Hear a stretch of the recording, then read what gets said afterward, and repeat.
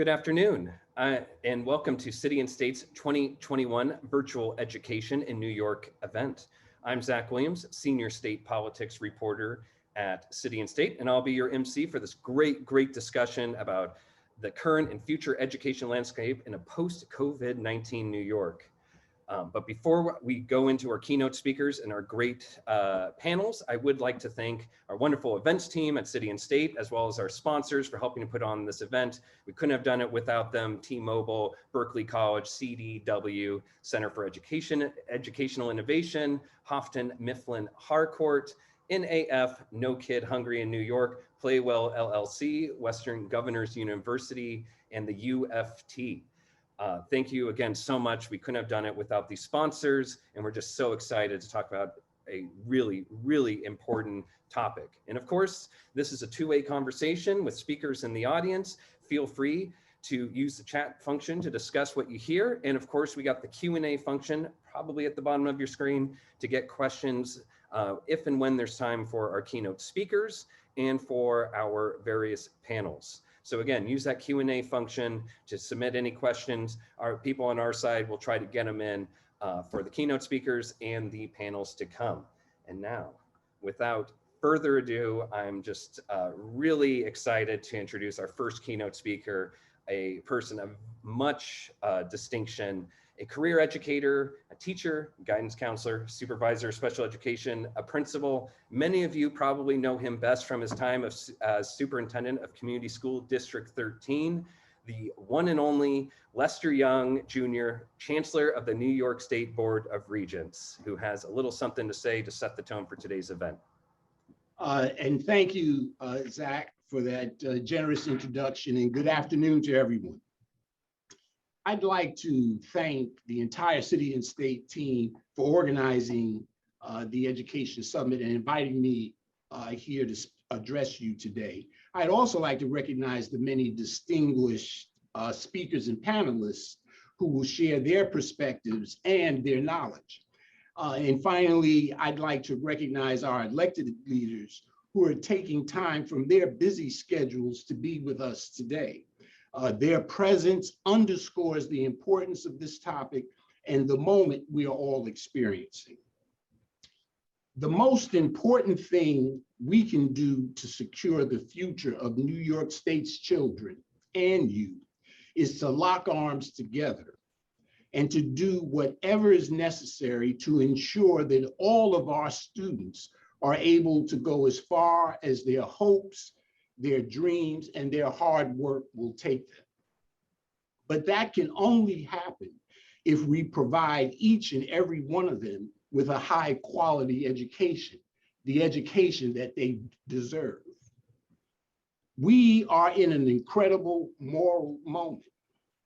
And what we do in this moment, our decisions, our actions, along with what we deem important and who we deem important, will impact generations to come.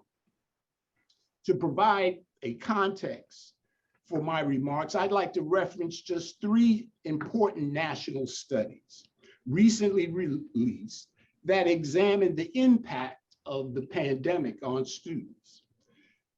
The first two reports, one by the McKinsey Group and the other by the Northwest Evaluation Association, found that the pandemic has hit historically disadvantaged students the hardest, widening pre-existing opportunity and achievement gaps. Both reports found that the pandemic-related learning loss has been especially damaging to students from our most vulnerable communities. And for the school year ending 2021, many of these students were 4 to 5 months behind where they normally would have been in terms of academic achievement. And these losses are particularly acute in mathematics. These findings shouldn't come as a total surprise to anyone. They simply confirm what we already knew.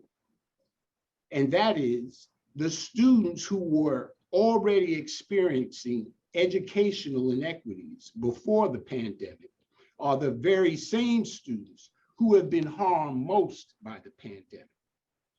The final study on this subject comes from the Black Education Research Collective at Columbia University's Teachers College. This study found that Black students will be returning to school with disproportionate levels of trauma.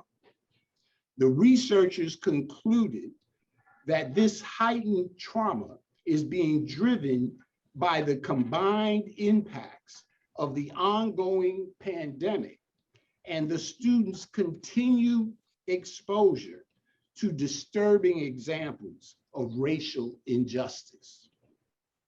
We must address their trauma, but we must also work to eliminate the sources of their trauma. Like me, I'm sure you've heard people say that they're anxious to get things back to normal when school starts in just a couple of weeks. To the extent that normal means that people aren't getting sick from this insidious disease, I agree 100%. And to the extent normal means classes can be held in person and students can once again learn and play side by side with their friends and their classmates, again, I absolutely agree. At the same time, however, we know that educational opportunities are not equally available to all students, as the studies I just referenced confirm. For too many New Yorkers, the old normal is a very unhealthy place, a place where people are traumatized daily by their circumstances and by the persistent lack of opportunity. This must change, and our schools must be an integral part of that change. So we must use this time as a transformational opportunity. And allow me to be clear. This transformational opportunity is not just about helping schools improve what they've always done before. Instead, it's about how we change the very nature of what we do, how we do it, and even why we do it. This means we must renew our commitment to educate all children and provide all of our students with real opportunities for success. We must build a system where excellence is a possibility for all New York State students. And there are a number of actions we can take to realize this possibility. First, we need an equitable distribution of talent in the educational workforce, recruiting, developing, and retaining an education workforce with the demonstrated knowledge, skills, disposition, as well as commitments necessary to teach all students. And that workforce must reflect the diversity of New York State schools. Exposing students to a diverse range of teachers and school leaders has been shown to enhance student academic outcomes, increase graduation rates, reduce stereotypes, and prepare students for an increasingly global society. A diverse workforce makes sense everywhere. Ensuring excellence for all students requires us to think differently about funding and resources. Earlier this month, Secretary of Education Cardona approved New York's plan for spending billions of dollars of federal recovery funds, which is certainly excellent news. But we must use this money wisely. The Biden administration has made allocations the likes of which we've never seen before in education. And it is up to both the state and local districts to ensure that we think about the long term and not just quick fixes. That means using the new funding to build capacity, to accelerate learning, and to sustain learning over time in both the cognitive and non-cognitive arenas of development. Perhaps most importantly, we must distribute funding in a way that is fair and equitable to all and does not exacerbate existing educational disparities. That is why when we developed our spending plan, we had the input of a wide range of people and organizations. And the final product incorporates these diverse perspectives, advances equity and inclusion, and focuses on addressing the academic, social, emotional needs of students, families, as well as educators. However, once we've defeated COVID, student needs must continue to be at the core of all resource decisions.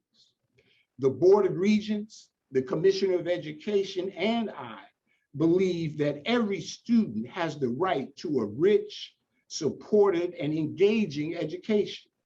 That right applies to all students, regardless of their race, their gender, their sexual orientation, their ability status, language spoken, socioeconomic status, faith, and zip code.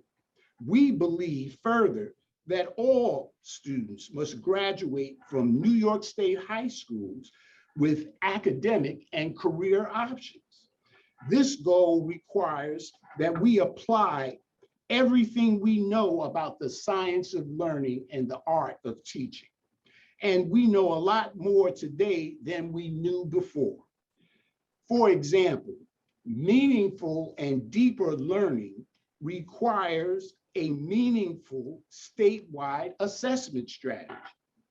A meaningful statewide assessment strategy provides multiple ways for students to demonstrate their learning, as well as earn a meaningful high school diploma. A meaningful statewide assessment strategy communicates to others evidence about the learning process, and a meaningful statewide assessment strategy provides feedback about learning and teaching to students, teachers, and their families. To be certain, it will require us to treat all youngsters as if they're going to be successful, and that excellence is within their grasp.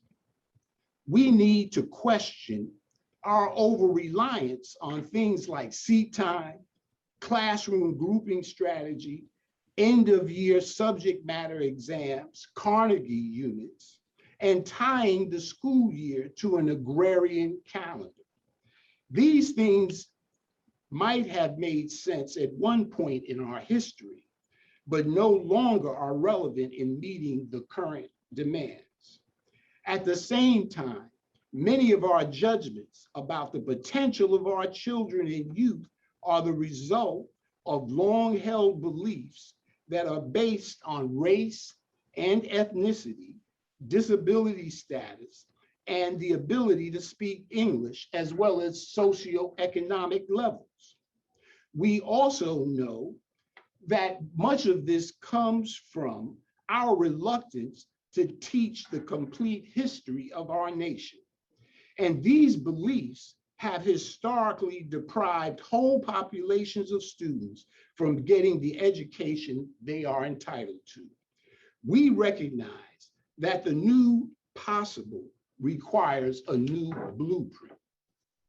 And it is our responsibility to develop that blueprint and to change the very architecture of schooling. That's why, together with school districts across our state, we are actively working to make New York schools work for a growing diversity of students. All New York educators must know, respect, and value each and every one of our students. And in addition to knowing their content, what they teach, they must know their pedagogy, how they teach, but most importantly, they need to know the students they are teaching and how they learn. Of course, none of this will happen in a vacuum, and it has to be integrated and woven into every facet of our education system. Preparing for a new school year is a daunting task under the best circumstances. Doing it in the midst of a newly resurgent pandemic with ever-changing health guidelines will not be easy. Our school and district leaders are working around the clock to make schools safe for New York's children and families. And while that work is happening, we must also continue to push forward in our efforts to foster and advance the best ideals of diversity, equity, and inclusion. The idea is to reach all students. We do this by teaching in ways that help different kinds of learners find productive paths to knowledge as they also learn to live and work constructively together.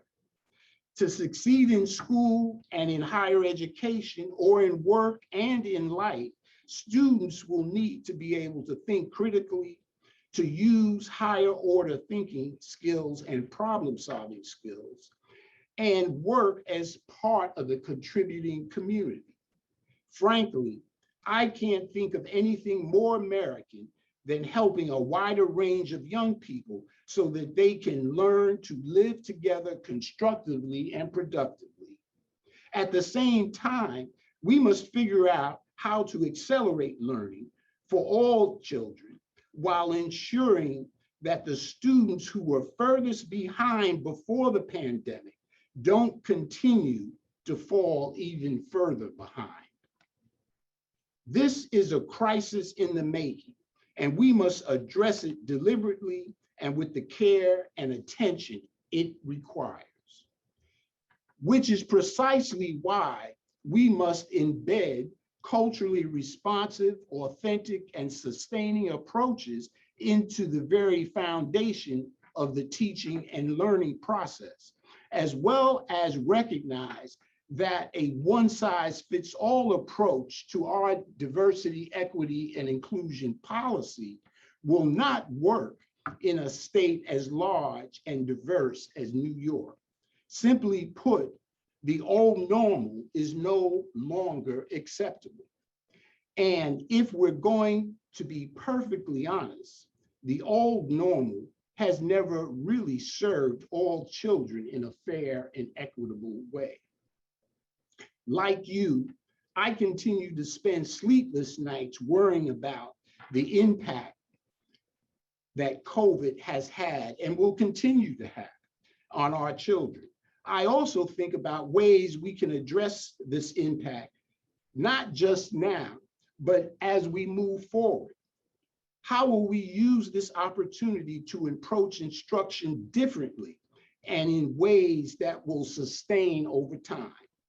Our collective response requires a recommitment to public education and continued significant investments in teaching and learning to ensure that every neighborhood school is a place where we would want our own children to attend.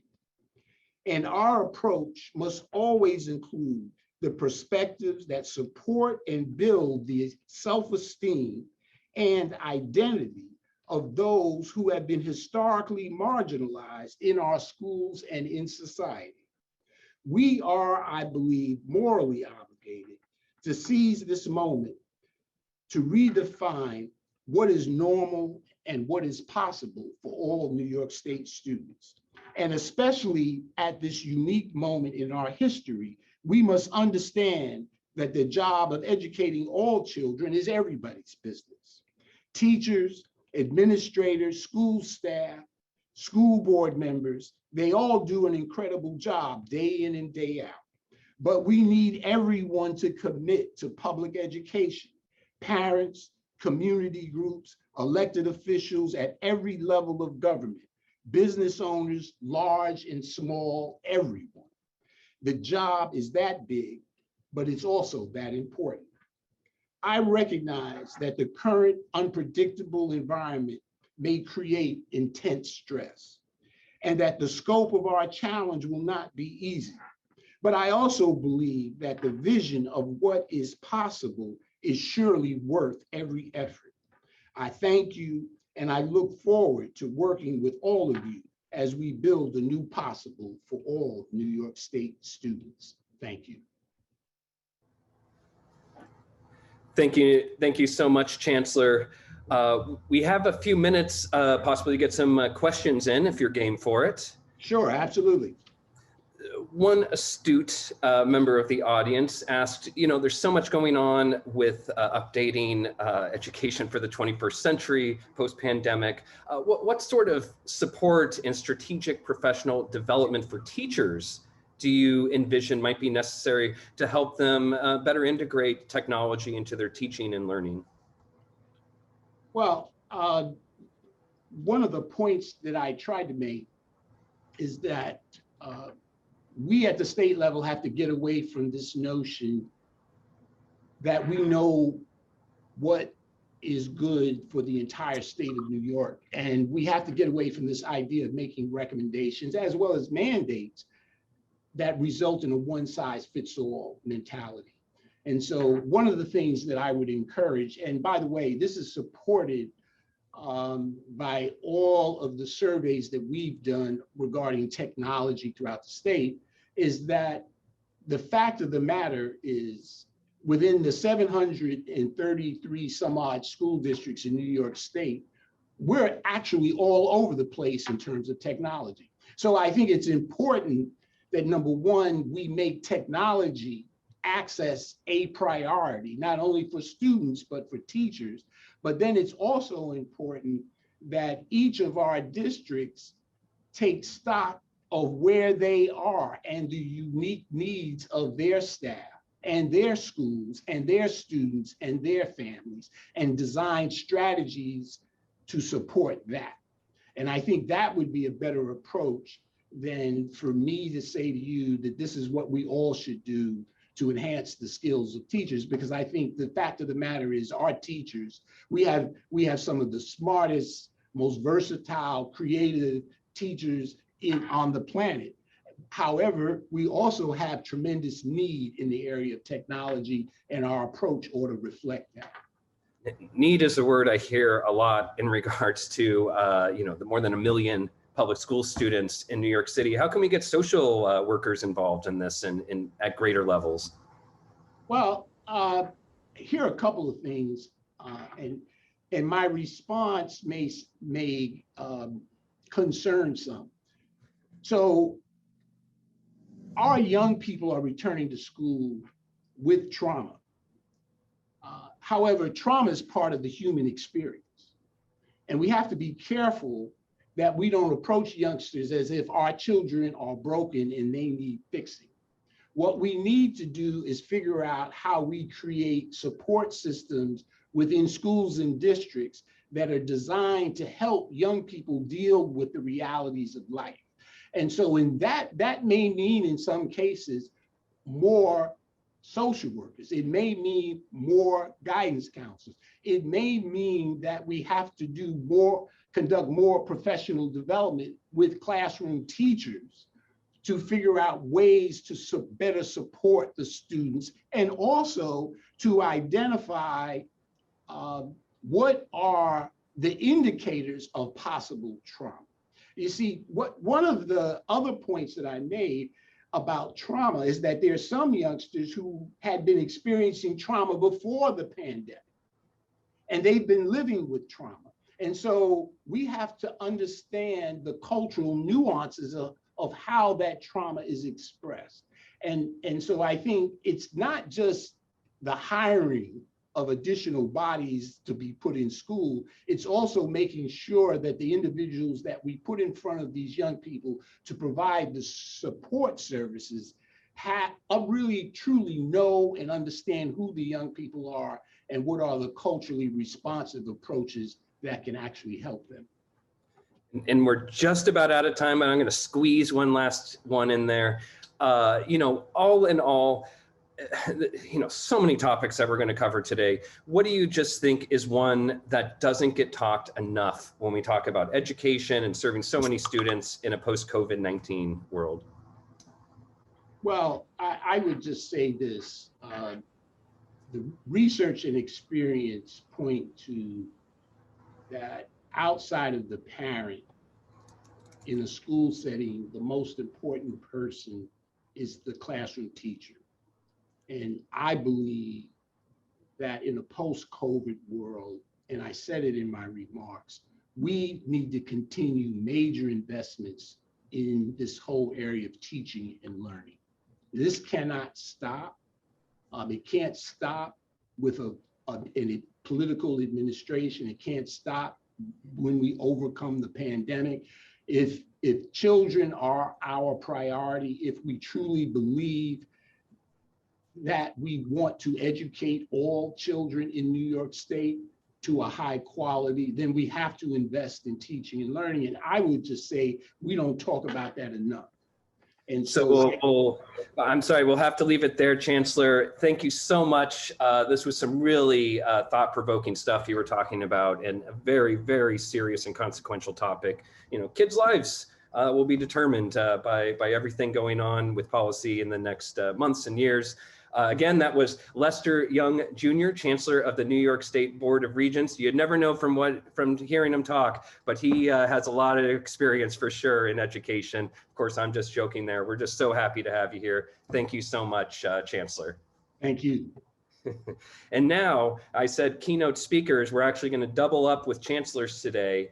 Again, we're just so jammed to have such great keynote speakers. The next one also knows a thing or two about education. She came from public education. She's risen through the ranks through a 25-year career in the New York City public school system. This is none other than Misha Porter, Chancellor of the New York City Department of Education. Thank you so much, and good afternoon, everyone. It is an absolute pleasure to represent the New York City Department of Education at City and State's Annual Education Summit. And this year's topic, education in a post-COVID-19 era, you can imagine is on my mind day and night. So I want to thank you for inviting me to speak to this influential audience about this. And it is an honor and privilege to share the program with Chancellor Young and the many other distinguished panelists that include educators, elected officials, all parents and families and CEC members. I've seen them in the chat, all who do so much to ensure our students get the best education possible. So let's talk about education in the largest public school system in the nation. All of us at the Department of Education see the first day of school as a homecoming. For every student, every teacher, every family member, every leader, and everyone who helped us get to this point, the point of fully reopening our schools and classrooms. As I look ahead to September 13th, which is less than a month away, here's what I want to see and what we're going to see. Full-time, in-person learning for every student. Young people being celebrated and welcomed back. Excitement on the faces of teachers, many of whom haven't seen their students in person in months or more. All of the health and safety measures we promised families in place in every single school, every single day. Staff hard at work, well supported in a system that will wrap itself around them, wrap itself around our teachers, our school staff, our leaders, our cafeteria workers, our school safety workers, our custodial staff, everyone. This moment is about how this system wraps itself around those who are taking care of our most precious commodity, and that is our children every day. And our DOE leaders who saw the hard work that brought this day about are thanking everyone. We are saying thank you. But most of all, I want to see our babies in class, because school has always been like a second home for students. The pandemic showed us just that. Just in our homes, human interaction is critical. Nothing replaces the experiences between a student and a teacher in a classroom. So I'm excited to welcome every student into a safe, supportive, rigorous learning environment where they see themselves in the curriculum and teaching, where we honor the voices of our students and families. And of course, our homecoming is just the beginning. So today it's my pleasure to share our plan to achieve a true recovery for all students and educators. You know, wherever I go, I hear from families and students about how excited they are to go back to school. And I'm also a New York City public school parent, the parent of a rising 11th grader. So I get it. My 16-year-old daughter is absolutely strong academically and continued to be throughout the pandemic, but she suffered socially and emotionally. And throughout the last year, we depended on her teachers and a social worker at our school to continuously check in on her. And to get to school in person from where we live, she had to take a bus and 2 trains. So I was nervous. My husband and I had a lot of tough discussions about traveling in COVID, about COVID safety. But ultimately, we decided to listen to what she wanted and what she needed, which was very clearly to go back to school in person. And we were lucky to have family to support us to help navigate her getting there. And now she cannot contain her excitement about September 13th. My story, the story of my family, is just one small example of the kinds of challenges all our families have faced. And it's why this coming school year, we will be supporting our families like never before. We know how eager families are and how tough it can seem to get a handle on things in a changing landscape. So we've hosted open houses for any parents who want to come in early, see the schools, talk to the principals, talk to the teachers. We're letting them know that things are good and our schools are ready. We're providing the information and the reassurance they need to entrust their children to our classrooms and our schools. And I know it isn't easy. Delta has thrown us for a curveball for sure. COVID has always been a changing landscape, and this moment is no exception. But at the outset, I want to say, if we stay focused, work together, follow the data, as we have always done in New York City, I know that we will have an amazing year of safe and healthy learning for all. We know what works to help stop the spread, and that is exactly what we will do. Before we look to the future though, let's just talk about what's going on right now. Our Summer Rising program is wrapping up and it has been amazing. The mayor and I have continued to describe it as a bridge to the new school year. And I've seen firsthand what it has meant for parents and kids to have a safe, positive place to go this summer for free, with learning, with culture, with recreation. I got to jump in a pool, paint murals, participate in schoolyard activities and exercise classes. I got to participate in science experiments. But the greatest joy of all was seeing teachers meeting students that they had only seen remotely, but seeing them in person for the first time. And students meeting classmates they'd only been able to partner with remotely. I heard students say, and I hear them say it every day as I travel the city, they wanted to be there because they needed more academic help. And also how important it was to have this time to get reconnected and reacclimated back to school. And it's amazing to think about what this means in terms of our comeback. Our students have warmed up, they're ready for September, and they're going to be in much better shape academically and socially, emotionally because of Summer Rising.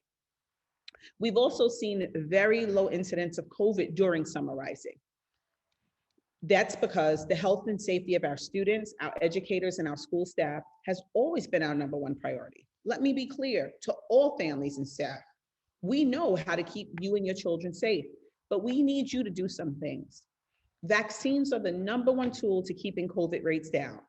We've pushed to get every student age 12 and over vaccinated. And there's a $100 incentive for anyone who gets vaccinated.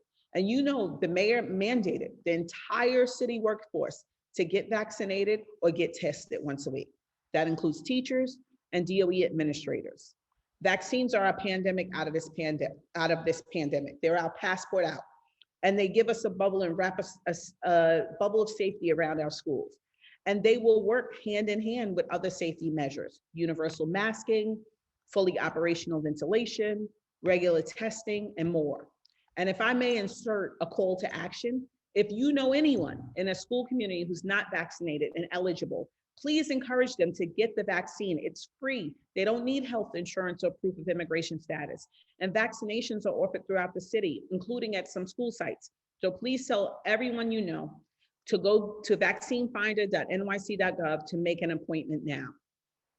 We know that schools coming back full strength in September is one of the most essential things we can do for recovery of New York City. But it's not enough to simply bring children back to classrooms. We have a responsibility to help them recover academically, emotionally, and in so many other ways.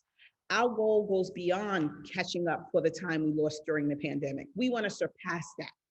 So we're rolling out the New York City Universal Academic Recovery Plan. This is a $635 million suite of big, high impact academic investments launching this September. We are beginning at the beginning with literacy, deepening the efforts we've put in place over the years to make sure every student can read on grade level by 3rd grade. This is absolutely fundamental to our children's ability to reach important milestones all throughout their educational journey. For students from 3K through 2nd grade, educators will use a universal literacy screener to identify students' strengths and challenges, including dyslexia, and make a support plan. To many of our students have struggled with print-based disabilities like dyslexia, and this is not okay.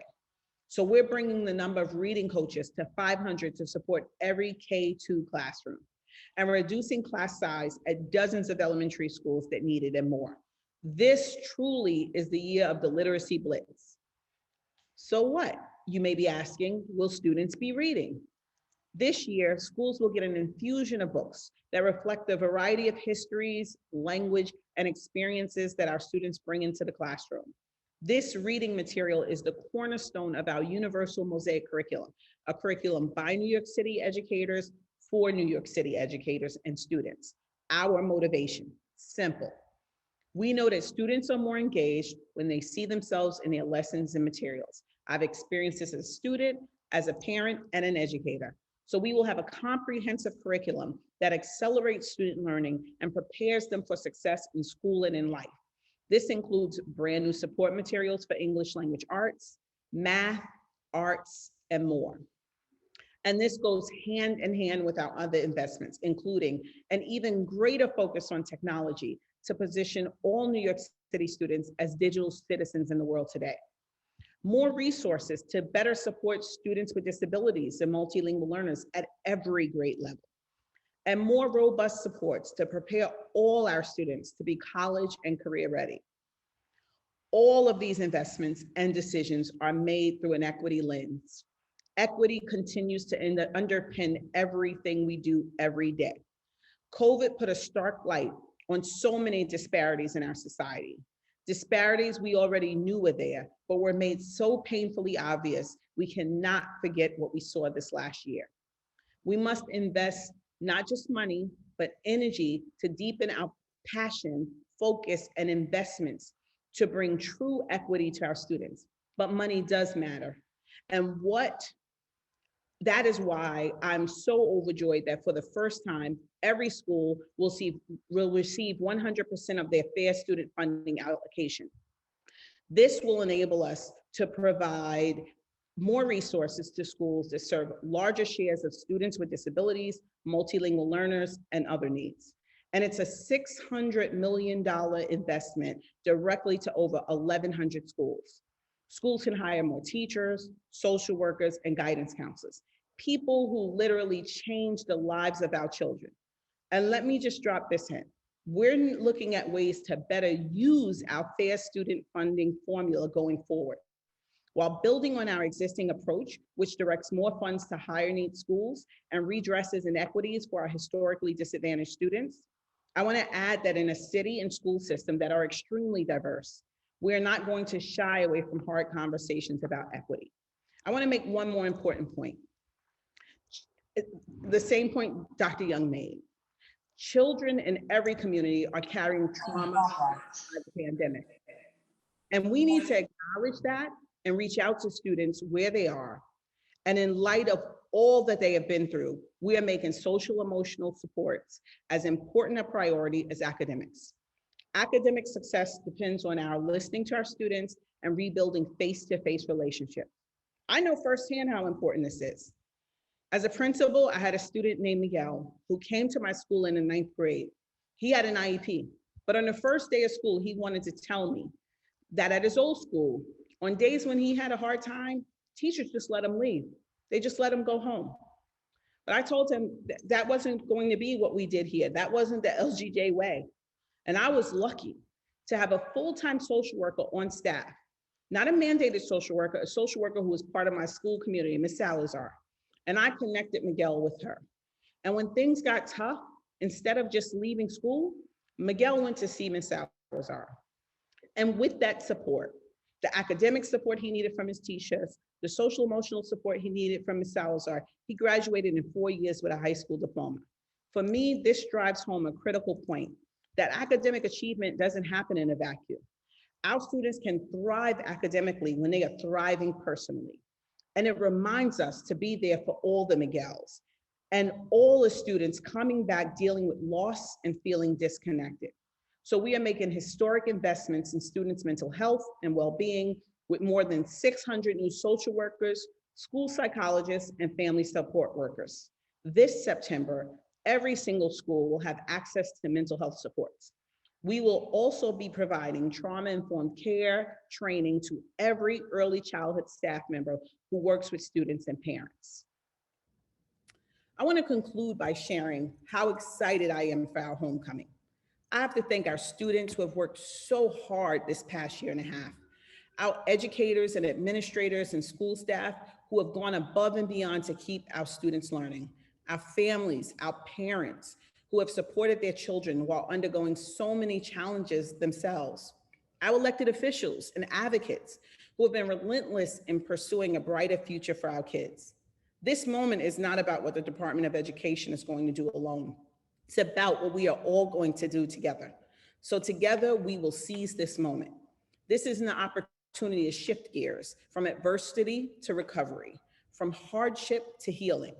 History will judge how well nations and cities and school districts lift themselves up back after this pandemic of our lifetime. I think historians will see that in New York City, we put the needs of our students and families first. And sometimes that means making hard decisions. But it also means this September, you are going to see kids in classrooms full of joy, with smiles on their faces, showing what it means to be New York City public school strong. You can be sure I'll be out and about that day and that entire week, more excited than I've ever been about the first day of school in my 2 decades in education. I'm honored to have helped usher us into our most important first day of school ever, and honored to join all of you on the cusp of a brave new future. Thank you so much. Thank you so much, Chancellor. That was really great. We got a bit of time for about 10 minutes of questions, and just drop them in right in the Q&A and we'll try to get to them. Thank you so much for taking them and making time for that. I think one thing that's clearly on so many people's minds are vaccine mandates. It's sweeping across private industry. You mentioned how staff and teachers will either have to get vaccinated or face testing, but that leaves the kids. You know, I had to get a lot of shots to go to public school. I'm sure just about everybody that did had to. Where are we right now with a vaccine mandate for students? And what do you think might, what do you think, and when do you think we might see it if it becomes necessary? So we're starting with our workforce. We think that that's the most important, to ensure that our workforce is vaccinated. And as I said, the mayor's mandated all New York City employees to be vaccinated. And we are still in the space where we are encouraging our students strongly to get vaccinated, setting up vaccination pop-up sites. I visited a site this morning at Truman High School in the Bronx. And so we know that it is a concern and a question, but we want to really let parents make those decisions at this moment. We believe that's important, but I want to be the great encourager. We know that vaccines keep us out of hospitals, keep us off ventilators, they keep us healthier, they keep our communities safer. And so that's why we have the $100 incentive for people to actually get vaccinated. So I'm gonna continue to be the vaccination cheerleader. I'm gonna continue to Vax the School campaign and ask our parents to take that important step that I'm taking and have taken as well. So I don't want to harp on this topic too much because there's so many other questions to get to, but just really quick, do you feel like that the department would even have the authority to mandate vaccines, or would that require the city or the state to take action in your view? In my view, it would require the action from the Department of Health. We are educators. We think about what we need to have for student learning. We think about curriculum, and we think about the health and safety protocols, but we are not the deciders on mandating vaccines for children. I hear you. And that's the city DOH or the state DOH? I think it's a combination of both DOHs. Gotcha. Double DOH there. Yes, The yes. other thing I wanted to get to really quickly was just testing. Everyone's concerned about the Delta variant. You know, there's a lot of staff and students and teachers, in case you didn't notice, of course you have. How are you possibly going to test all these people and make sure that if schools have to be shut down, the testing infrastructure is in place to let us know as early as possible? Well, we've done that, and one, we think vaccines and vaccinated people help that. But I would say, you know, we work closely with the Department of Health, and are confident that we'll be able to provide the testing that we need and have the safety and health protocols in place as we did last school year. We know there will be more people in school than there were last school year, and so we're thinking about, you know, low vaccine neighborhoods and how we ensure that there's more testing in those places. And so every day we're having a different conversation and looking at the city differently. And you mentioned just the huge need among students, and there's been so much talk about, you know, just the trauma of COVID and everything else. How do you see social workers getting involved in all these things you just mentioned? Social workers are so important. You know, I told the story about my student Miguel and you know, my social worker Ms. Salazar, and that was before it was a popular thing to have. And you know, social workers become a resource for teachers to help how to, you know, de-escalate and figure out how to deal with students, that issues that students are having in class. Social workers become key to connecting families to resources both in and outside of school. But the most important thing they become is a resource within the building for students who are having, you know, social, emotional needs that they need to have addressed. You know, our young people, we're not the only people who lost folks, right? Our young people lost people in their families. And people are going to come back into school buildings where they lost someone, where they're going to walk past the gym where the beloved gym teacher was, where they're going to walk past an office, where they're going to remember a kitchen worker who took care of them and gave them an extra something every day. And so we have to, in this moment, really wrap ourselves around our young people, but also our adults, and our social workers and our team of social workers and mental health professionals are going to help us do that.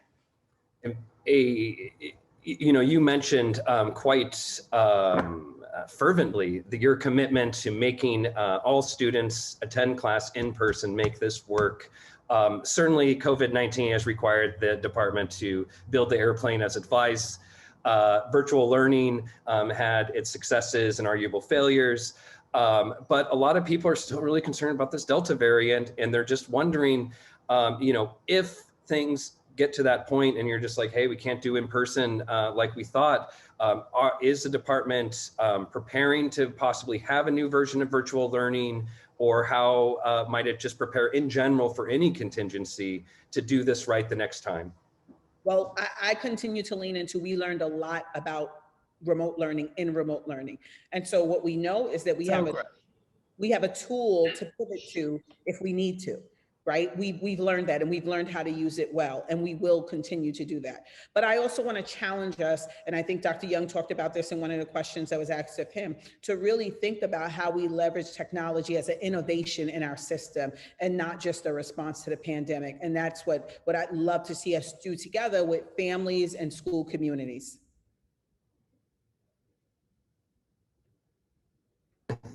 I got caught on mute right there. Somebody has to be on mute. You know, we're running out of time, but I do not want to ignore the historic nature of you rising to your post. You know, you're the first Black woman to head the largest school district, I don't care what LA says, in the country. You know, what does that mean for all these things that we're talking about, virtual learning, social workers, just understanding what families are going through as a public school parent? Tell me about that in closing. For me, what it means is this. It means our families deserve somebody to show up for them every single day, acknowledging their experiences, acknowledging their fears about the Delta variant in this moment, acknowledging their concerns about keeping their children safe, acknowledging what they know is important to them and that their children learn every day in school, acknowledging how important it is that students see and experience themselves in their curriculum, and acknowledging how important it is that they be welcome into school buildings that affirm them and treat them as the greatest gift that they are to our community. And as a parent and as a product of the public school system that did that for me, I show up to do that for them every single day.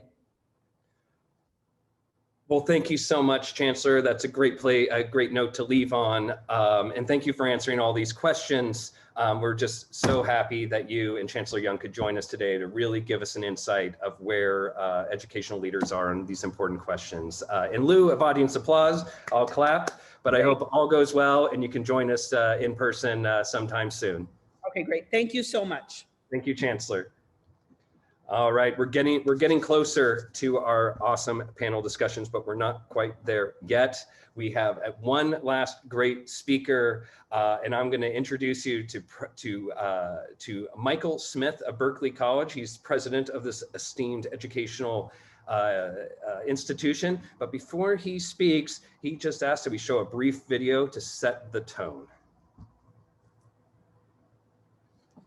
So welcome to the 2021 Berkeley College Commencement Ceremony. We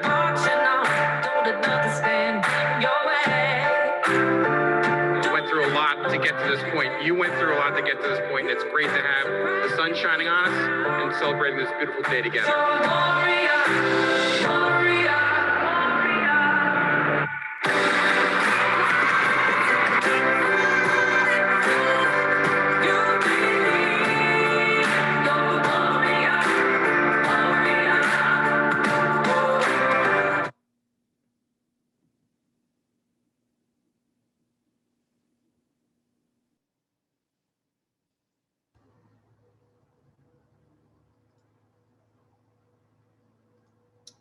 Oh, do we have you there, Michael? Can you hear us? I'm here. I think you have to start up my video. There we go. Well, all we need most to hear you, but we'll be so glad once we can see you. Okay.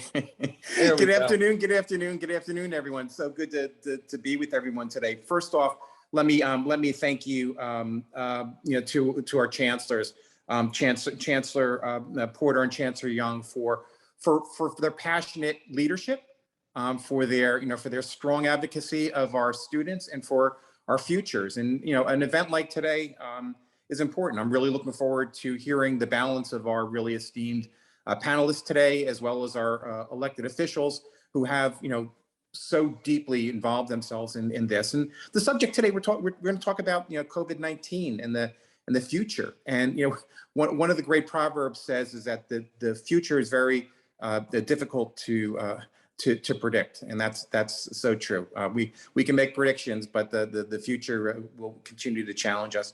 I'd like to very much to thank City and State for hosting this event today, but also too through all the years for your passionate coverage of the education. I mean, you do such a really strong job in covering the subject from so many different dimensions that's out there, and for sponsoring the summit. And Berkeley College has been involved in the summit for many years. We used to, we were involved in this summit dating back to when we used to do these kind of summits in person.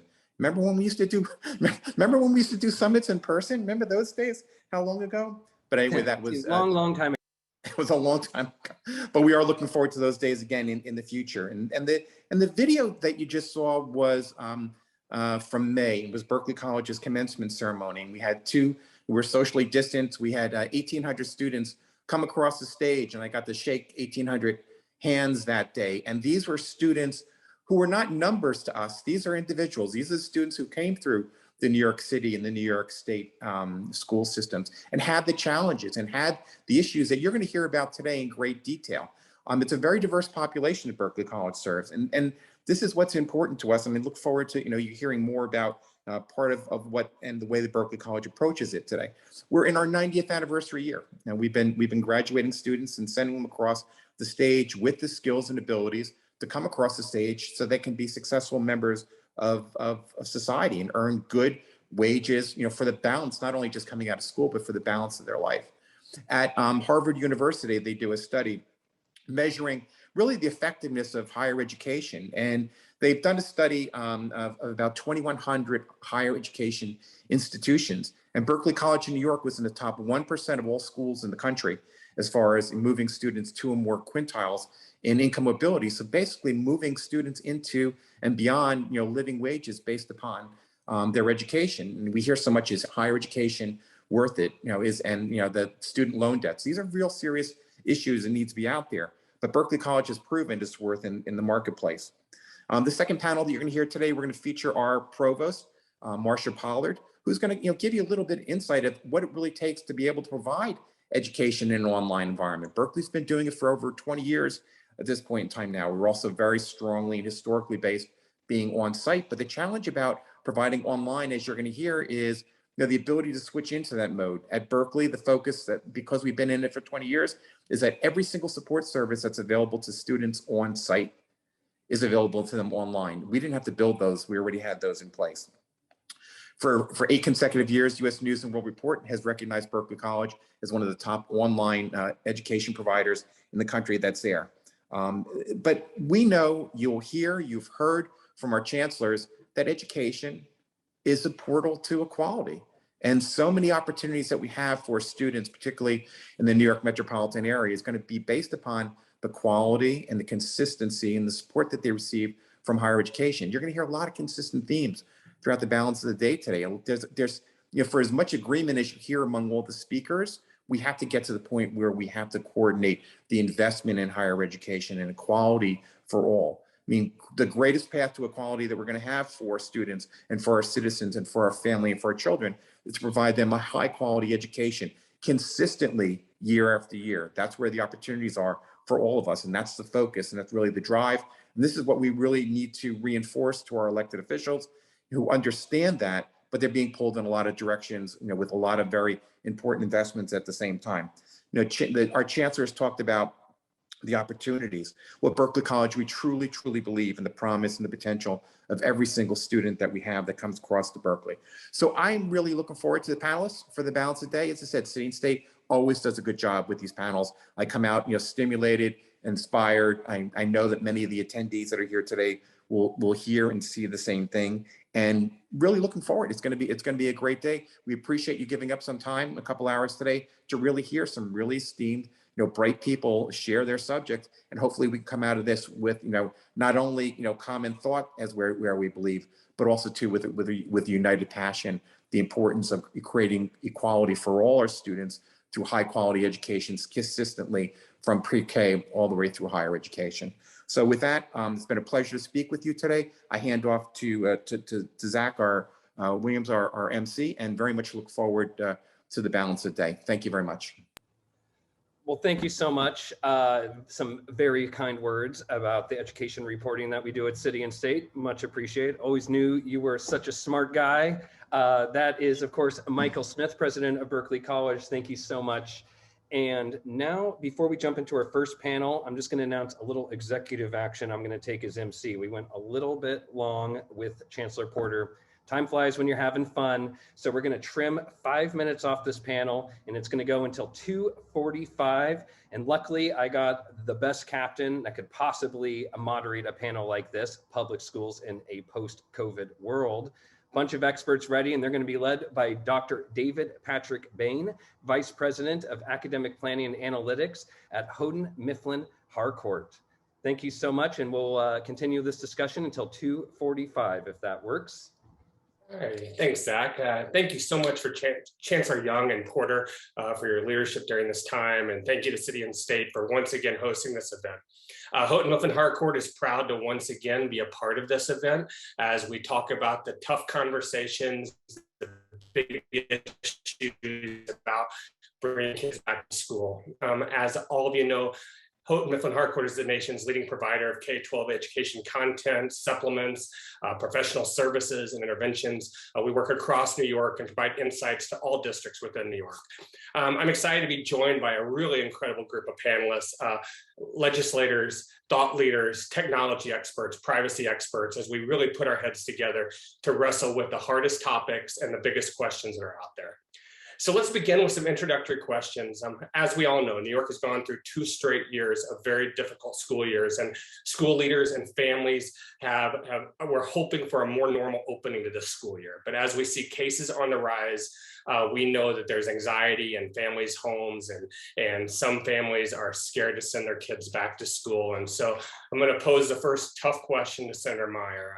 As an introduction, Senator Shelly Meyer represents the 37th district in New York, which includes New Rochelle, White Plains, Rye, and Yonkers.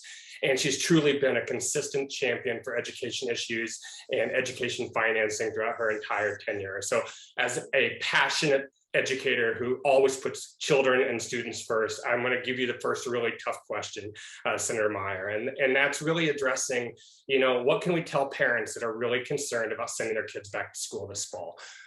Their kids have been home maybe for a year and a half, and now they're going back to public schools, and they know that there's virus there and there's a need for testing. And what can you do to alleviate their concerns?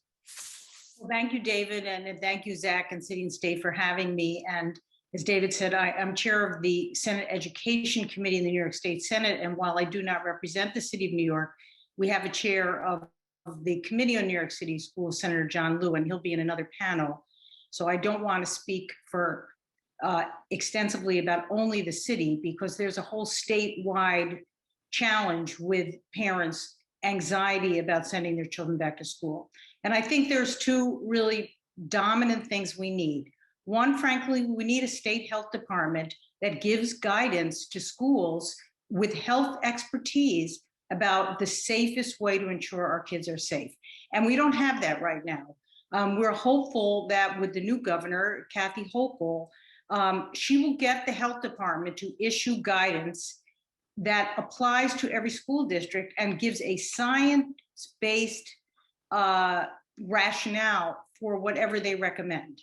Unfortunately, Governor Cuomo directed the health department to basically say they didn't have the power, and every district is on its own. The city of New York has come up with its own guidance and policy, which was described previously by the Chancellor. And I think there's a lot to be said for it. But that being said, at a statewide basis, one, we need science-based guidance, not from people who are educators particularly, but from people who are health experts. And two, we need to reassure parents, and I think you see it here in the chat, and you see it every time you talk to parents, that we are going to take every step to ensure children remain safe, and staff, including teachers and all other school staff, remain safe.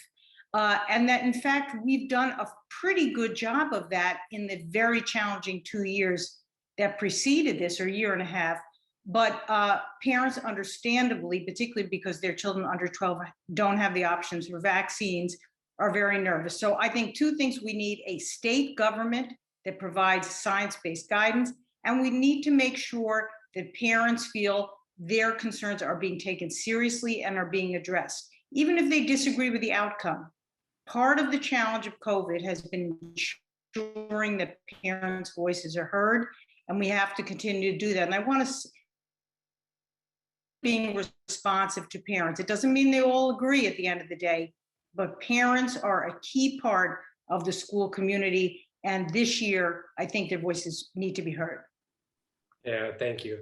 I want to shift our next introductory question to another really key constituent of the school community, and that's teachers. And so I'm going to pose this to Councilman Traeger, who represents the 47th District of New York City and serves as a chairperson of the Council Committee on Education. As you know, Councilman Traeger, New York has over 200,000 public school teachers across the state. And so as a former teacher yourself, I'm kind of wondering, our teachers have been asked to do so much. How do we best acknowledge their work, and what do you think teachers truly need in these coming weeks before school begins? Thank you, David, for acknowledging the incredible work of our educators. And also thank you to my fellow panelists, including Senator Meyer, for her leadership, and for all the distinguished panelists and guests and folks who are speaking today.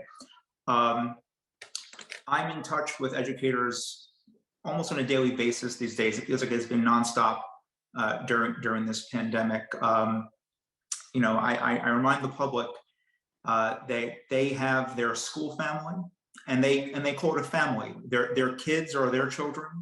And I speak as a former teacher. My students were like my kids, right? And they have their school families, and they have their families at home. I speak to our principals. I speak to our school administrators. who, by the way, summarizing our summer program concluded, they are still working at this hour, even during their supposed time off, planning for the fall, coming up with different contingencies, because there's still, I think, quite frankly, a lack of planning, a comprehensive planning for the fall. I think our school communities have very unique needs. As the senator mentioned, different parts of the state, but in case of New York City, we have folks that have never disconnected from their students. We have teachers who are case managers now for their kids, addressing food insecurity, housing insecurity. We have folks that need additional support in terms of technology, internet, more PD. And I also emphasize that, yes, we must prioritize first and foremost social emotional learning for our children, but I also think we need to offer services for our workforce as well. This is traumatic. This is very heavy. There has been, as we heard from the Chancellor, people within the school communities have passed away, teachers have passed away, paraprofessionals have passed away, school safety officers have passed away. We need to make sure that that support is provided to every single educator in our school system, to every child, to meet them where they're at. Give teachers the flexibility, the respect, and the support, and our school administrators as well. Thank you. As we think about opening schools safely, there's always a partnership between public school districts and not-for-profits and even for-profit organizations partnering together to work together to solve these challenges. And so the next introductory question goes to Lynette Attai. Lynette is the CEO and founder of Playwell. And Lynette is really seen as an expert across the industry on data privacy, but she consults school districts on so many different topics, from compliance programs, assistive technologies, but really with regard to this topic of student privacy, we've seen so much learning move online, where data is being collected online through the instructional activities. And so Lynette, I'd love for you to share some of your expertise of how schools are thinking differently about student privacy and how that's changed because of the type of learning experiences that kids now have. Thank you for that, and thank you to City and State for having me. I'm really pleased to be part of such an impressive panel. It has been, as we all know, a game changer this past year and a half, or however long it's been. It seems forever.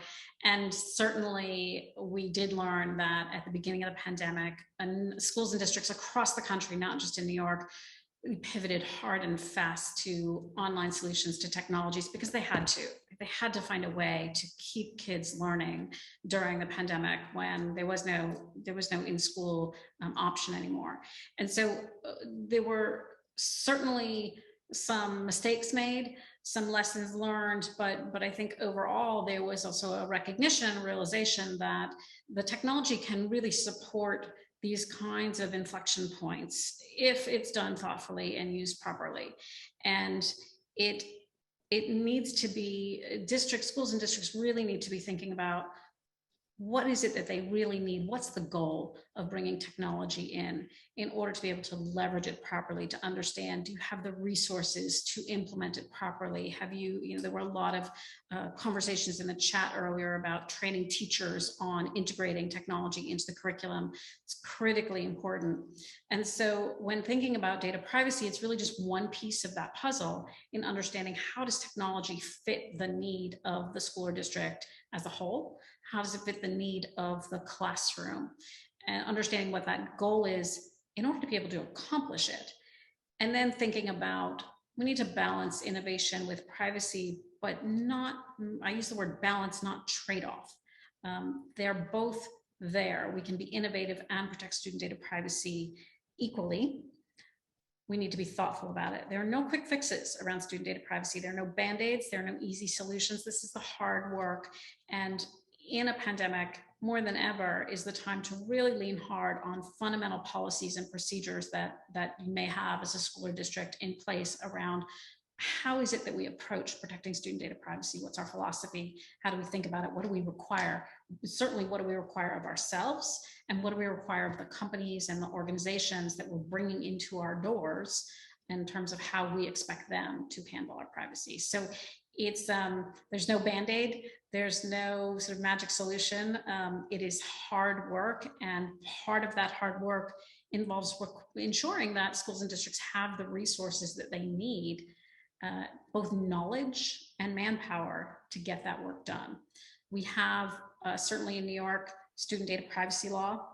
We have federal student data privacy law. We actually have across the country over 130 state student data privacy laws. They're all unfunded mandates. They all come without resources. So we need to do what we can to sort of bridge that gap for schools and districts to enable them to bring in the technology that they may need in order to continue the learning, but in a safe and secure manner. Okay. Thanks, Lynette. Our next introduction is to Mike Peters, and we're shifting now to infrastructure. The way that teaching and learning is happening is evolving incredibly quickly in a classroom, and the use of technology is expanding greatly to where students are almost at a true one-to-one across New York. And so I'd like to introduce Mike Peters, a senior manager from CDW. And Mike, I'd love to hear some thoughts about how you're seeing schools plan for technology infrastructure, how they're changing, how are investments being made now in technology that's different than 2 years ago when you were doing this work? Yeah, absolutely. Thanks for including me on the panel here today, David. I think Lynette also hit a bunch of key topics here, which is as we're bringing students back to the classroom, we really need to make sure that we're supporting the overall objectives of the school district, of the teachers and staff, and make sure that we're doing this with the lens of the student at the core center of that. In the last year, we've really seen an unprecedented number of devices around the country go into students' hands to help support the remote and hybrid learning. And these devices are going to be coming back into the classroom as we're welcoming students back in person in many parts of the country this year. So really making sure that we have a robust infrastructure, both wired and wireless, to support the number of devices that are coming back is going to be key as we start to integrate some of these devices that maybe weren't there 2 years ago. Additionally, as we're supporting these devices, it's the infrastructure, it's the ecosystem, it's the security policies to make sure that the students are remaining safe as we're using some of these new digital tools across all of our student grade levels. In addition, we're also seeing mask mandates in many parts of the country. And so as we're navigating those mask mandates, it's how do we ensure that our students are able to comprehend and understand the teachers that are in those spaces. And so leveraging things like the existing speakers within a classroom space, or installing new teacher-worn microphones or audio systems within the classroom to help support the intelligibility of the instructor. And in some cases where we are seeing remote or hybrid programs, making sure that those students who are remote or hybrid can also hear the instructor and are able to comprehend what's happening. I think we've all seen in the proliferation of Zoom calls that we've been on over the last year that while the video is great, if we can't understand via audio what's happening in the classroom space or within that meeting, it makes comprehension that much harder.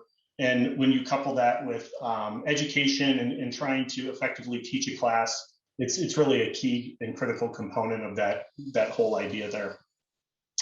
And then finally, that final piece is just making sure that we have robust internet connectivity, not just in the classroom space, but also at home. As we're, again, issuing students devices to be able to be one-to-one in many cases, they need to be able to use these devices at home to do their homework, or in the case of a plan B, a pivot to remote or hybrid learning. And making sure that we have equitable access from an internet perspective is really a key component to making sure that schools are going to be effective with these digital tools.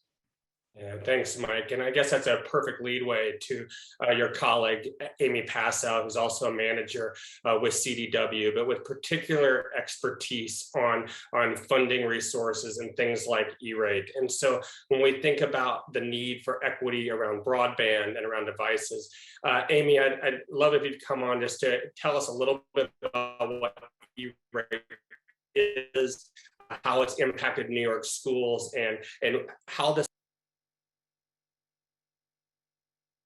So, David, you went on mute there at the end. I don't know if you meant to.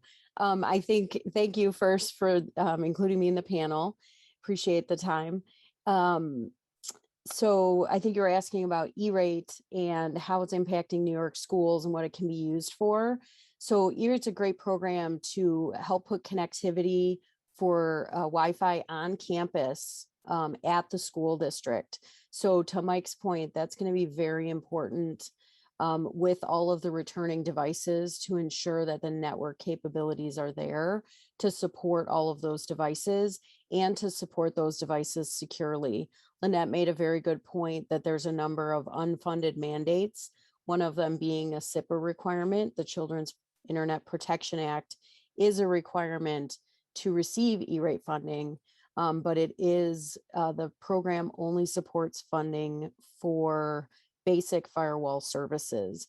But there is an opportunity through that program to get your security initiative started and pay the remainder of those services 100% out of pocket to have that full security you need on campus. So we see New York schools across New York using it to upgrade those networks. And the best way to use this funding is to plan ahead. There is no technology plan required for program funding any longer, but we've seen the most success with schools who make that 3 to 5 year plan, know when they need to make these purchases to upgrade their networks, and then make their funding requests in line with those purchases, because it now the program has a 5-year budget for schools based on enrollment, and you need to request the funding within that 5 years. I do want to also mention the Emergency Connectivity Fund.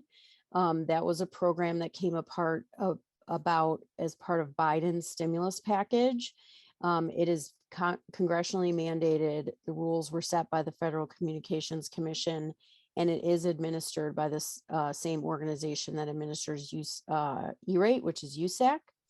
And this program is to support the purchase of devices and connectivity for primary use off campus for students who previously did not have access to devices that were sufficient to support remote learning. It also includes school staff. The filing window did close on Friday, but we are recommending, if you did not have an opportunity to file, that you file late, but we would recommend you do that soon, and then you can file a waiver to see about getting that application accepted. This is important because the devices can be brought back onto campus and used, but it provides that device and connectivity for primary use off campus to address the homework gap. So I think Mike made a point about, being able to use those devices off campus to do homework, as well as bring them on campus. And it also provides funding for connectivity at home, whether the school has to purchase that connectivity, but it can be cable, DSL, satellite, or via a mobile broadband hotspot type connection. So lots of opportunities for funding that are available to help meet the goals of the districts across New York. Thank you, Amy. Our last panelist I'd like to introduce today is Michael Cohegan, who's the CEO for the Center for Educational Innovation. This center does incredible work in helping to build schools to design effective learning environments. And Michael has a real pulse on what some of the most innovative practices are that are taking place in schools across New York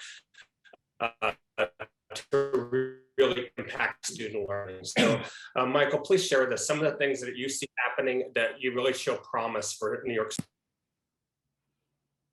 Yeah, David, thank you. And thank you to City and State as well. This unusual time has forced some good things and some best practices which have come to the forefront.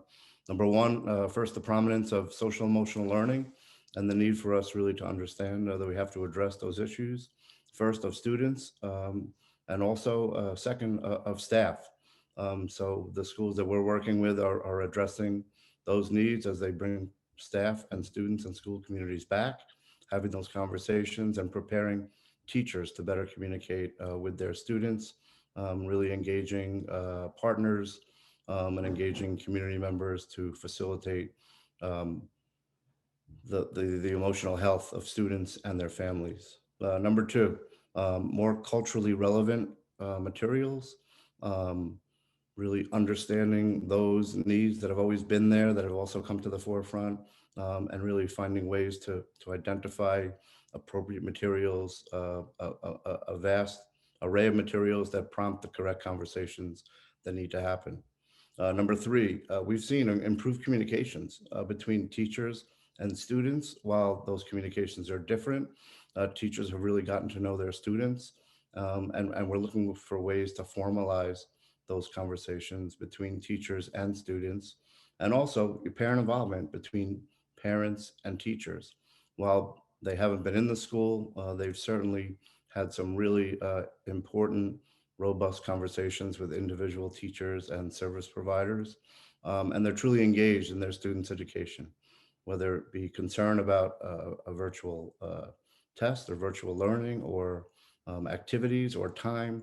They are engaged in their students' education, and we're looking for ways again to formalize that.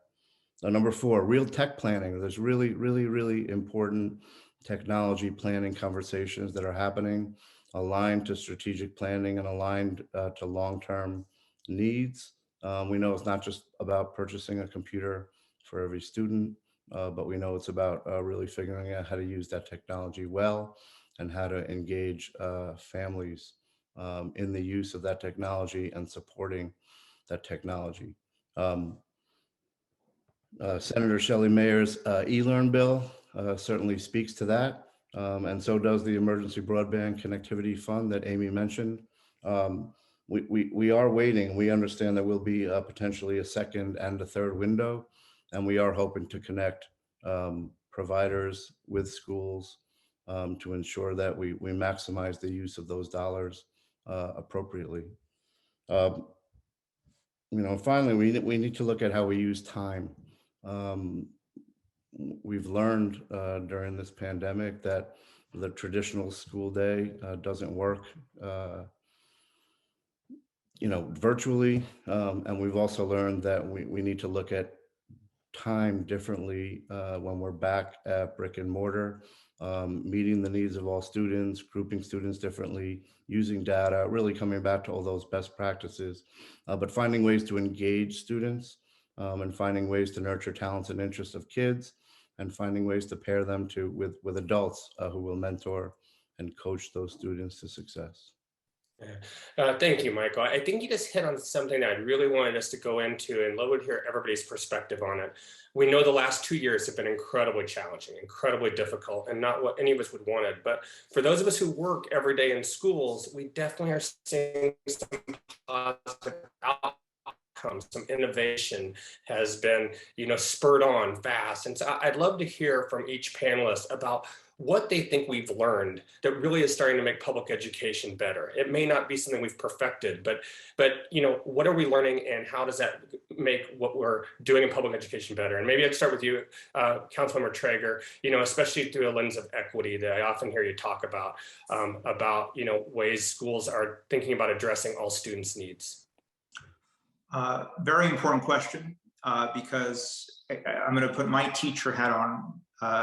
Because when I was a teacher during the Bloomberg administration, this is prior administration, the chatter was that we're moving towards technology. There were rumors and conversations that smart boards will replace teachers, and we're going to move to full technology, full remote. The world has changed, my friends. The world has changed, because I think there is greater appreciation for what in-person instruction is. I think we hear a lot of our kids say that they certainly missed the in-person experience. And so I do think that it has, for now, put to rest this movement to kind of make almost in-person instruction obsolete and move towards technology. I think that folks have a greater appreciation for the work that educators and kids do in classrooms each and every day. So I want to give a shout out to my education family for always doing the work. And again, it's really important for folks to understand that the foundation of that relationship is not just about opening up a notebook and a pencil in a class. That before we open up a notebook in a classroom, we have to first establish trust in that classroom. Kids have to feel safe and supported, and educators have to know that they're doing everything they can to keep them safe and supported as well. So we've learned a couple of things. Number one, in-person instruction, critically important. That certainly makes a difference for kids with IEP. Certain mandates cannot be met because of the remote settings, support for multilingual learners, District 75, many complex cases where we have to support kids in person. I also think that we cannot overlook and sugarcoat the importance of that trust in a school. We're still dealing with that.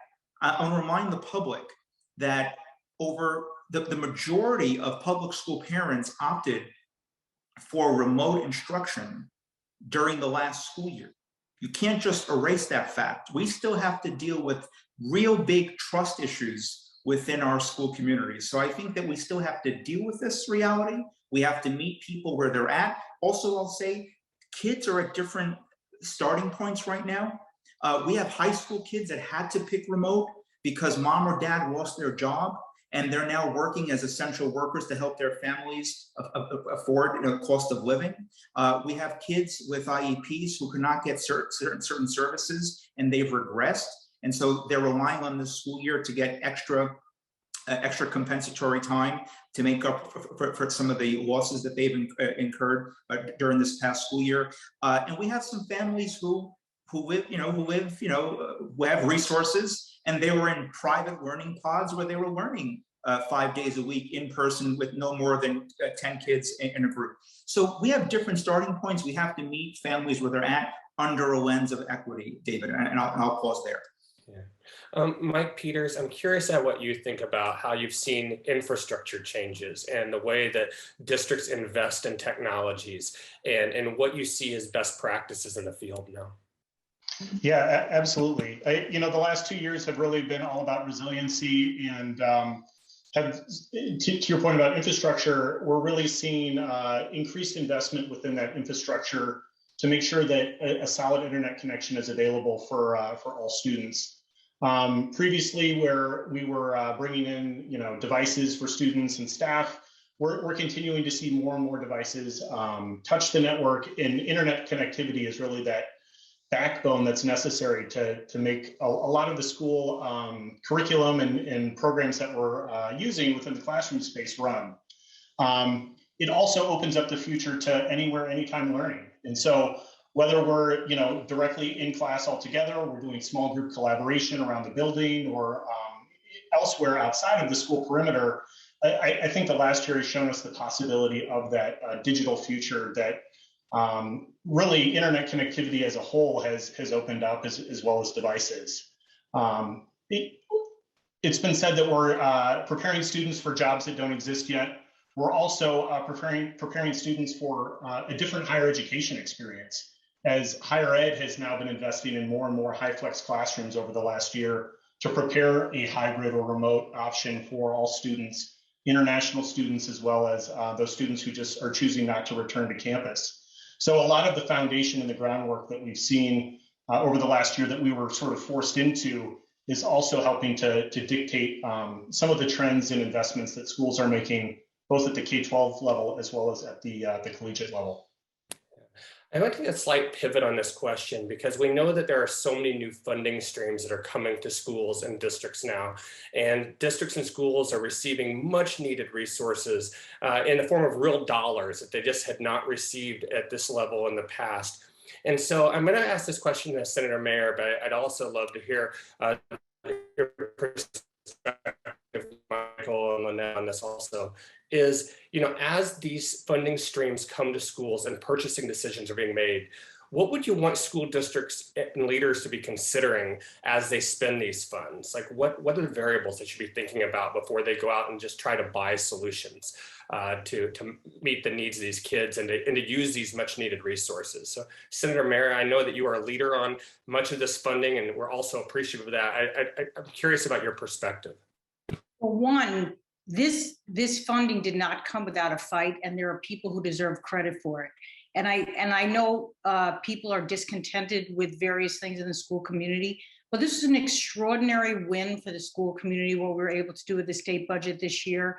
Not only to get a commitment to full funding of foundation aid, which was long overdue, and it took a lot of battle, but to get the money from the CRSA, which was the second stimulus bill, and the American Rescue Plan to be direct funding for schools.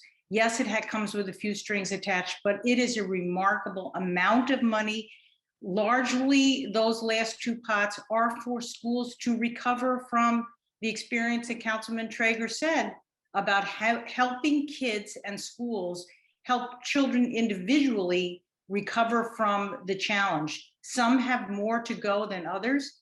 Resiliency, as Mike said, has been a theme, but not every child is resilient and not every child is capable of resilience. So we want that money to be spent as intended, particularly the federal funds. And there are a number of things in the budget that are identified for, particularly for foundation aid, which is to increase graduation rate and eliminate the achievement gap, reduce class size, provide student support.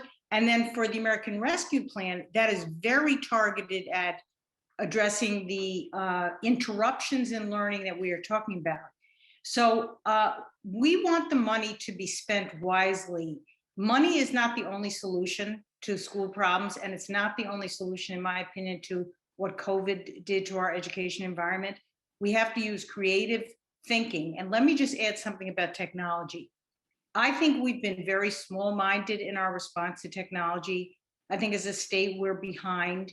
We need a statewide big idea approach, and I appreciate Michael Cohegan calling out my bill, which is one idea, but every student should have access both to technology and to a tablet or instrument in every school. And we should just get rid of that conversation, which fed inequity throughout our state in both urban, suburban, and rural districts, and move to a baseline of equity with technology. And that is one thing we would have hoped we could have achieved in the state, but we didn't. And the third thing I want to point out we want to do is, I know people have been asking about early childhood and pre-K. The city of New York is very, very fortunate to have a program that every 4-year-old is entitled to care. We know those kids, a lot of them had in-person learning last year. We want to give credit for that and learn from that and support that, but we also want to extend that statewide. And we started that this year with a commitment to ultimately having every 4-year-old be able to attend. So there's things we are proposing to do with the money, and we hope that school districts, including the city of New York, are going to be accountable to a wide variety of stakeholders. That's a lot of money. It's not going to come again like this. There's not going to be another COVID with billions of dollars, we hope. So we are counting on school districts across the state to use this money wisely and to use it for the intended purposes, which is to help students recover and to improve student outcome. Thank you. Michael Cohegan, how are you seeing school leaders really effectively planning to use these resources, and really how do they link it to student outcomes? So an investment linked to an outcome, how are they thinking about that? Right, thank you. So first I'd like to just continue with Senator Mayer's thoughts. To use that money wisely, I agree with Senator Mayer.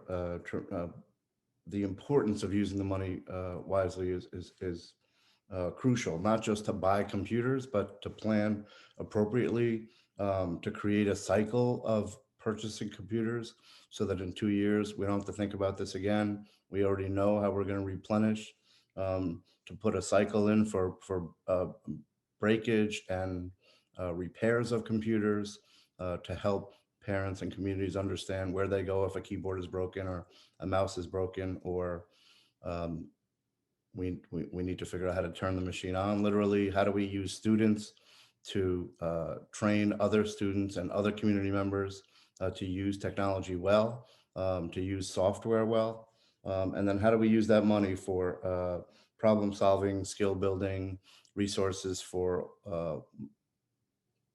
all learners, for all subgroups, and to use technology to do what we're doing in school, to group students, to meet the individual needs of students, to mentor students, to tutor students, and to really force improved outcomes.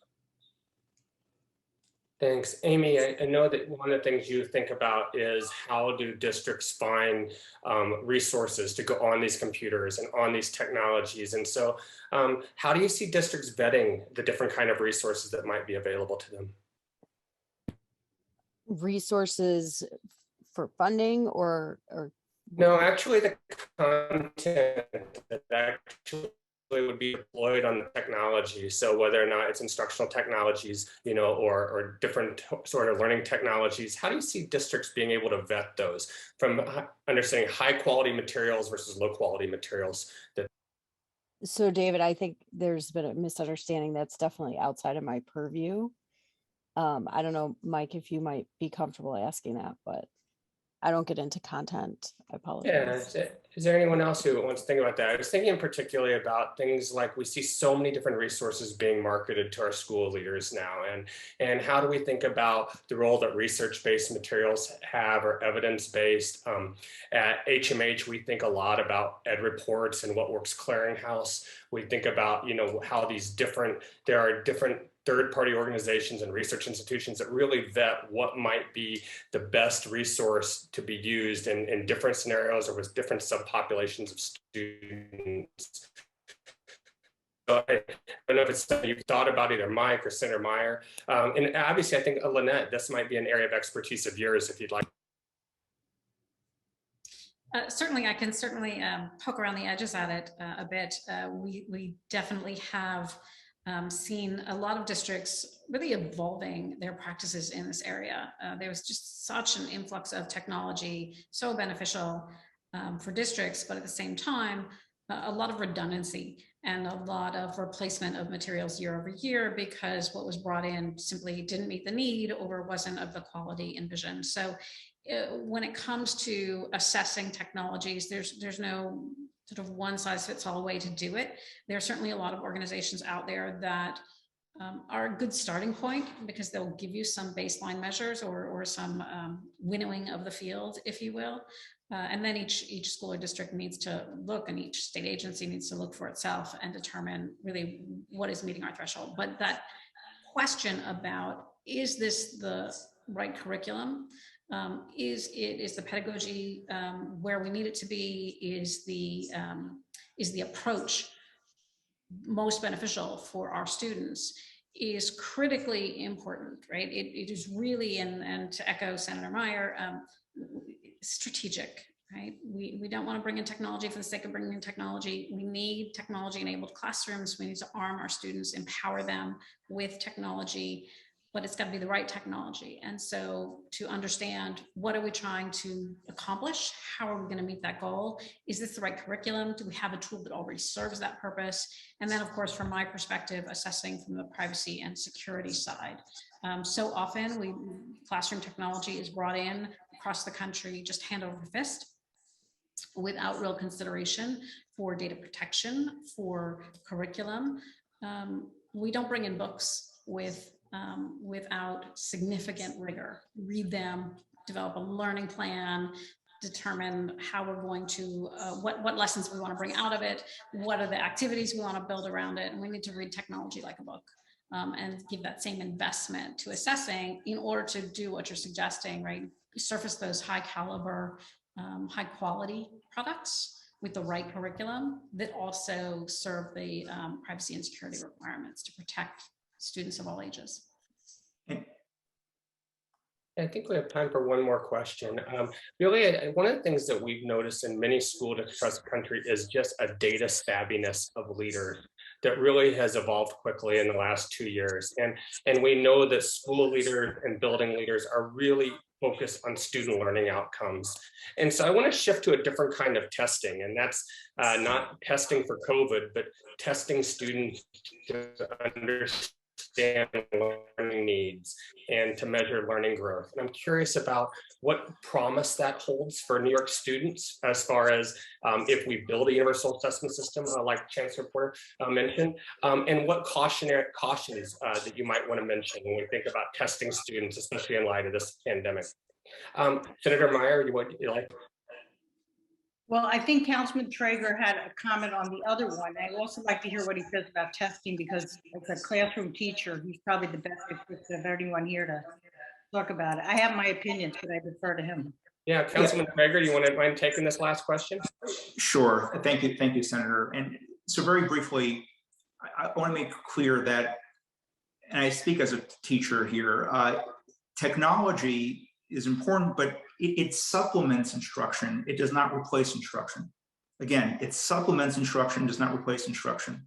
Nothing matches the power of that, teacher-student connection, and equity cannot just end in terms of the technology conversation. I want to publicly commend and thank the senator for championing this issue from day one, on making sure that every school, every kid, every class has technology, internet. I mean, that to me it is crucial that we get this done. But in terms of meeting kids where they're at, in terms of meeting the learning styles of our kids, we need to also have a conversation about class size. We need to have a conversation about making sure that teachers deepen their understanding of their kids' needs, and that we identify areas where kids can do better, and work on strategies to make sure that all kids are doing well and excelling in their academic work. With regards to assessments, many times this conversation shifts to big standardized exams. As a teacher, I got baseline data without a big test. My first week in Mr. Traeger's class, I gave kids a low stakes writing assignment where they picked an area of interest in their lives, and they gave me a writing sample, and I, as an educator, reviewed all of their writing, and I had a sense of baseline data, and I put that into my notes, and then I'd have to work on individual plans to make sure that we got all kids writing well. So there is no need, in my opinion, for a brand new shiny test. We need to make sure that we provide our teachers support to get baseline formative data and information, make sure that those resources that the senator helped champion to New York City schools address the social, emotional needs of our kids, because it's not just about testing them, it's about reconnecting with our kids, rebuilding that trust. And I think that's the atmosphere, that's the environment where learning can take place. So it's about meeting kids where they're at, getting some formative baseline data without putting more pressure and trauma and anxiety on kids who have been through so much. Thank you. No problem. Thank you all so much. I think we've reached the end of our time with this panel, but for everyone on this panel, thank you for lending your expertise. I think everyone really came to understand the different kind of expertise that goes into reopening schools. But I really, truly want to thank Senator Mayer and Councilmember Traeger for your leadership and continuing to champion issues for teachers. And also, I'm glad we ended with you, Councilmember Traeger, because I think the people who we all need to thank the most, the teachers and social workers and principals who are going to be in front of students here in the next few weeks, and we are all very grateful of all the work you do. I'm going to pass it back to Zach and City Year, but thank you all for being a part of this panel. Thank you so much, panelists, and thank you, David. You brought the ship to port 2 minutes early. Thank you so much for making up time little by little after that great conversation with two chancellors. And now we're going to jump in straight into our second discussion.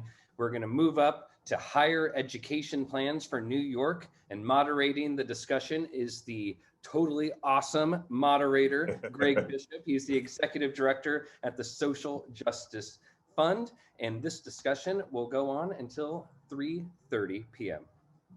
All right, Zach, so hopefully I could follow in David's footsteps, and it was good to see Councilmember Traeger and some of folks talking about some important information. So I too have a very distinguished panelist, and I wanted to, instead of taking time out and reading their bios, what I'm going to do, I'm just going to introduce them one by one, and then after I introduce them, then I'll toss out the first question. So first, I have with me Dr. Meisha Pollard, who's a provost at Berkeley College. Dr. Pollard, welcome and thanks for joining me. I also have Deputy Commissioner William Murphy, who is the Deputy Commissioner for Higher Education at New York State Education Department. Commissioner, thank you for joining us. And of course, my dear friend, Senator Toby Ann Stavisky, who's the chair of the Committee on Higher Education. So thank you for joining us. And today we're going to talk about higher education plans. And of course, the first question that I'd like to throw out to the group, and we'll start with us, Dr. Pollard. Just tell me a little bit about what you've done, what you're doing, and how COVID has impacted your work. Thank you for that question, Greg. And I'd also like to thank City and State for bringing together professionals and advocates for education in our great state of New York. So Berkeley College really has a strong and longstanding commitment to serving students who've been historically underrepresented in higher education. And I'm very proud to say that we're actually celebrating our 90th anniversary this year. What has become even more evident over the past 17 months was that to best serve our students, we need to support and develop our faculty, since that is the most significant role at any higher education institution. During the onset of this pandemic, Berkeley College was finishing one semester and starting another. Therefore, ensuring academic continuity entailed converting more than 1,500 on-site course sections to an online instructional modality. This entailed provided significant training and professional development for our faculty, and we immediately launched a mandatory semester-long faculty workshop for all full-time and adjunct faculty on teaching during a time of disruption. After all, we want our faculty to be reflective practitioners, to examine their pedagogies and instructional methodologies, as well as to incorporate a greater range of instructional technologies and student engagement strategies into their courses. At Berkeley, we previously conducted faculty professional development on a one-on-one or small group basis, but our faculty found that being in a classroom together enabled them to significantly learn from each other. So we've continued this practice until now. Also, prior to the pandemic, only a third of Berkeley College students took courses fully online. And we wanted to ensure that there would be ample interaction between students and faculty in an all online environment. Therefore, we required that faculty offer at least one engaging, interactive, and synchronous faculty-led activity per week in all courses. This really created more frequent conversations and stronger connections between our students and our faculty. We also wanted to make sure that we were taking a really holistic and integrative approach in serving our students. Therefore, we made sure that there was cross-functional training between all student-serving areas of the college, and that there were also intentional conversations taking place between these areas and our faculty. This was really instrumental in building better connections, understanding, and awareness of the needs of our students in order to best serve them during this time. We also closely monitored student participation in the Canvas learning management system and launched the Civitas Next Generation platform so that we'd have a timely alert system between our student serving areas and the faculty. And just to quickly touch on some of our remote student services, our personal counselors have conducted 2,572 student counseling sessions for students dealing with issues ranging from grief counseling to helping students with work-related stress, such as coping with isolation, managing family responsibilities, and time management. And in addition to the services offered through our Office of Disability Services and our Center for Academic Support, we invested in new assistive technologies to support our students with special needs. And our Office of Career Services has also offered more than 150 free programs and events online, including virtual career fairs, internships, and LinkedIn workshops and networking events in order to support our students and alumni in finding jobs. And I really think that overall, our 22 years of experience in online education and remote student support services really made for a seamless transition into a fully online and remote modality. And we'll talk a little bit more about some of the learnings and some of the challenges ahead. Senator Stavisky, tell us a little bit about the work that you do and how has COVID impacted that? You're muted. There you First rule is unmute thyself. That I think has become the first commandment of meetings. Unmute thyself. Greg, it's great to see you again, and I thank you for your service for the city when you came to my district on many occasions to help our businesses and other groups. My name is Toby Stavisky, and I am privileged to serve in the New York State Senate representing a district in Queens. By way of background, I am a former high school teacher of social studies, as well as other things. I've done many other things as well.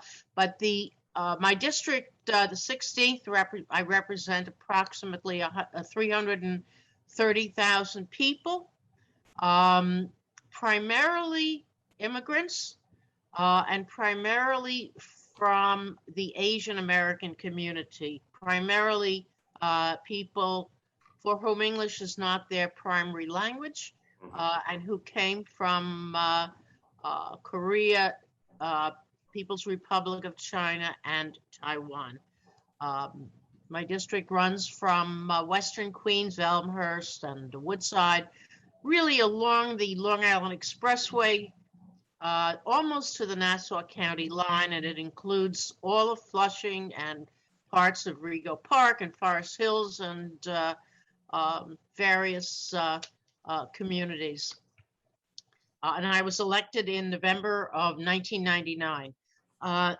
The Higher Education Committee functions in many, many ways.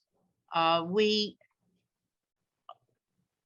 review and draft and develop legislation and legislative ideas. Approximately 235, I think was the number last year, bills have been referred to the Higher Education Committee. We reported out of committee 27 bills last year. 6 passed both houses. The governor signed 5 of them and vetoed 1. So we review legislation, and that is our major function.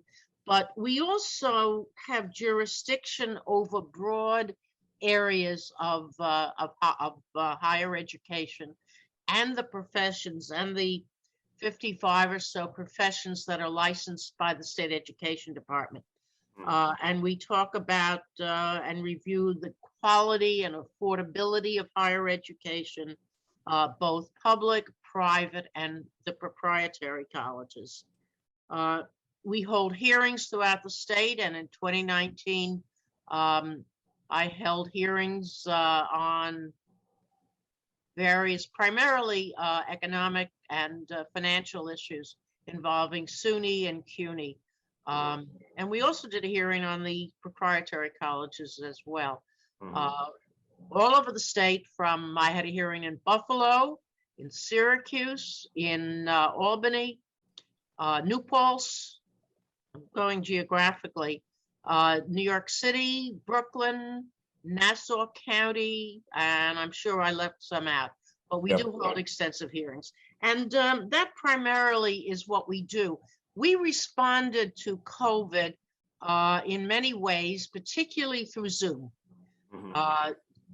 Until the governor lifted his emergency powers, meetings were held on Zoom, session was held on Zoom, budget hearings were held on Zoom, and we're still maintaining very clear, definitive safety protocols that are really designed to make sure that everybody is safe. That is our primary concern. And we did things through unusual technology, but I think the important thing is that it's the mission and what we care about. That really hasn't changed. We want to make sure that everybody gets a good basic education. And we're going to talk a little bit more about sort of the historical nature of budgets and the work that the committee has pushed forward to.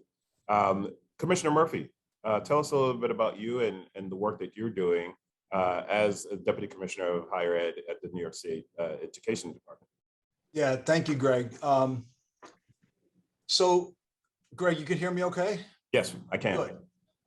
Yeah, so from the beginning, I will say, you know, what we realized early on was, and I don't think a lot of people realize this, New York State Education Department and the Board of Regents is set up as like an umbrella organization. And this goes all the way back. You could start reading about like the history with Alexander Hamilton, you know, and getting back to the beginnings of the state, you know, and Board of Regents. And, you know, it's very unique compared to other states. We oversee, as I said, with the umbrella, the Board of Regents and State Ed.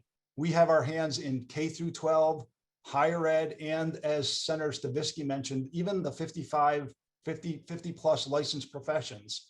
And so early on in the pandemic, you go back when it first started, in the spring, the higher ed community actually started to feel it a little sooner than everybody else because they had to find a way to get all of their international students and pull them back home. And then all of a sudden, it hit the campuses, it hit them quick, and they had to turn on a dime and say, how do we shift, get everybody off our campuses, get them home safely, and how do we shift to an online learning environment? And so, as you can imagine, they turned to the state ed department, and we worked together, with the various stakeholders to say, how do we need to deal with this policy-wise, regulatory-wise? How do we need to make sure that we put together amendments to current regulations or flexibilities? And every single month, it seemed like we had a new package of trying to deal with what are the regulatory amendments and flexibilities that the field needed to get through it.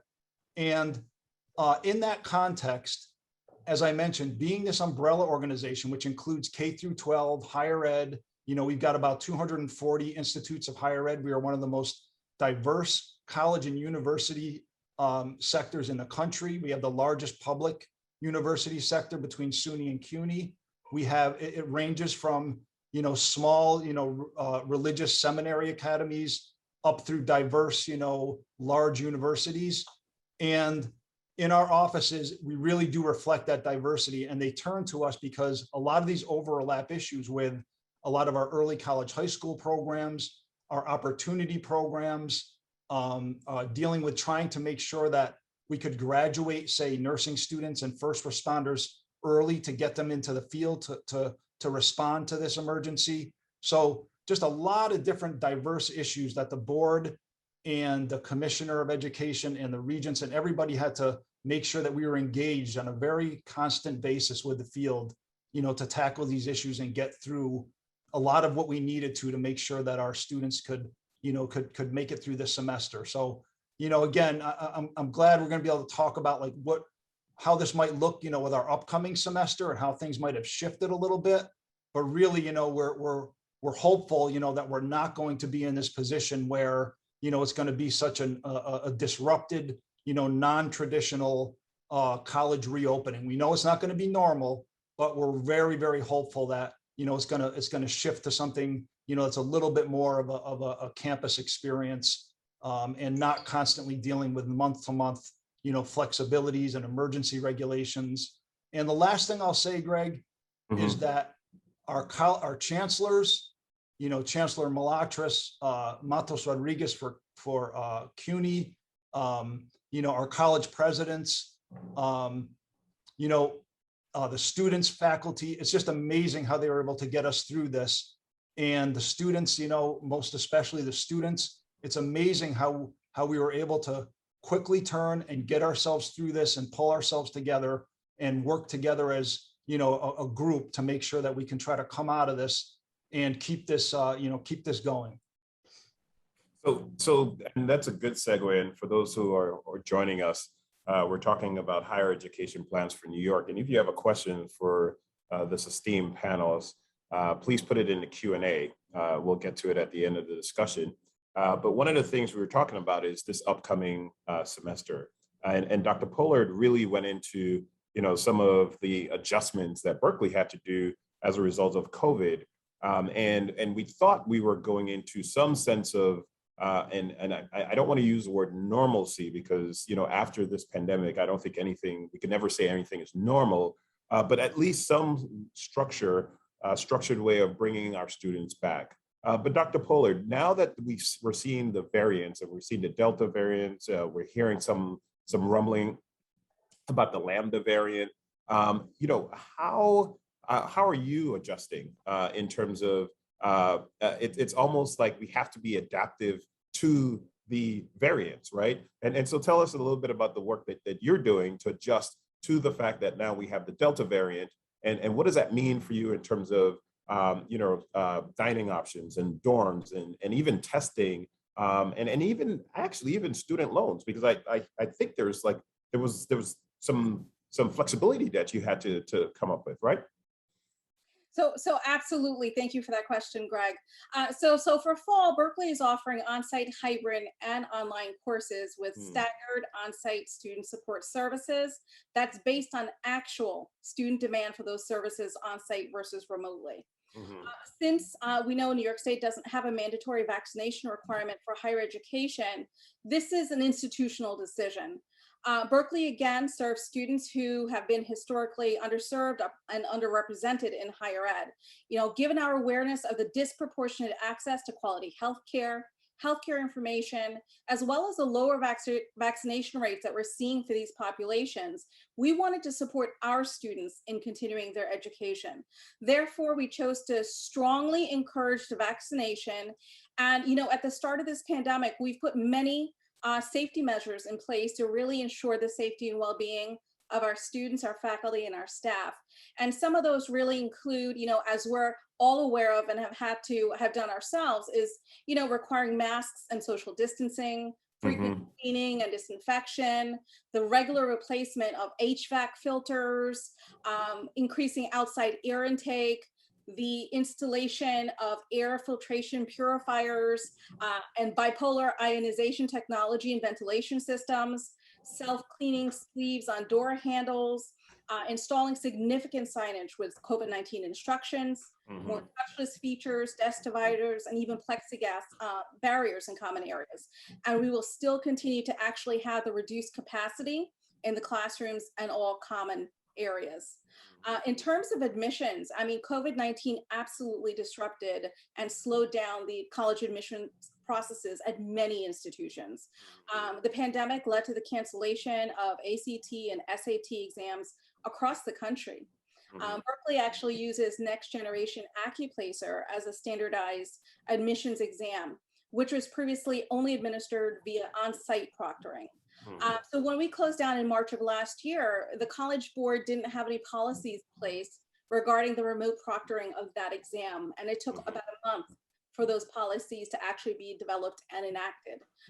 So, you know, it was also very difficult during that time to really secure transcripts and student immunization records.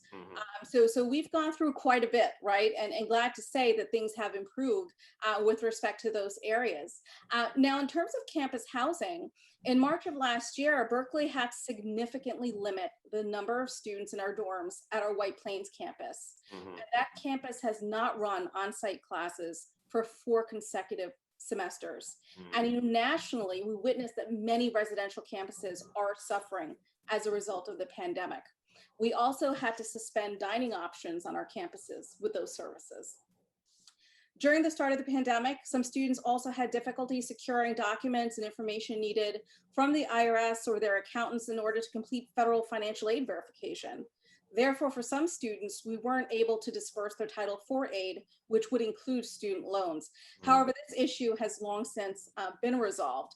But I know that we're all very pleased to see in the higher ed community that student loan repayments and interest rates for federal direct loans have been suspended since March of last year and will be suspended until January 31st of next year. So, you know, we really think that this is going to positively impact our students, especially our lower income students, in being able to afford to stay in college. And I know, you know, all the things that you have just listed, you know, Commissioner Murphy, Senator Stavisky, you know, in higher ed took a huge hit budget wise. And we were concerned just based on what, you know, Dr. Puller just talked about at her institution. You know, you can see where there's, you know, huge revenue decreases. You know, maybe, you know, some students couldn't come back, you know, disbursement of financial aid, et cetera. And so we were very excited and thankful to see the huge relief package that came through from the federal government that actually had the allocations to higher ed. And I know, Senator, we were talking earlier about the fact that higher ed had been struggling earlier. Hold on one second. There we go. We were muted. Had higher ed was struggling earlier, which budget challenges. So tell us a little bit about, just from the committee level, and then I'll come to you, Commissioner, in terms of the actual agency side, like how has this budget windfall shifted policy, and what unique initiatives have you seen on the committee level that now universities can deploy because of this windfall from the federal government? Yeah, first of all, there was an extraordinary shift in many areas, but particularly in the state budget to start with. The governor had cut higher ed, as he usually does, relying on the legislature to make the restorations.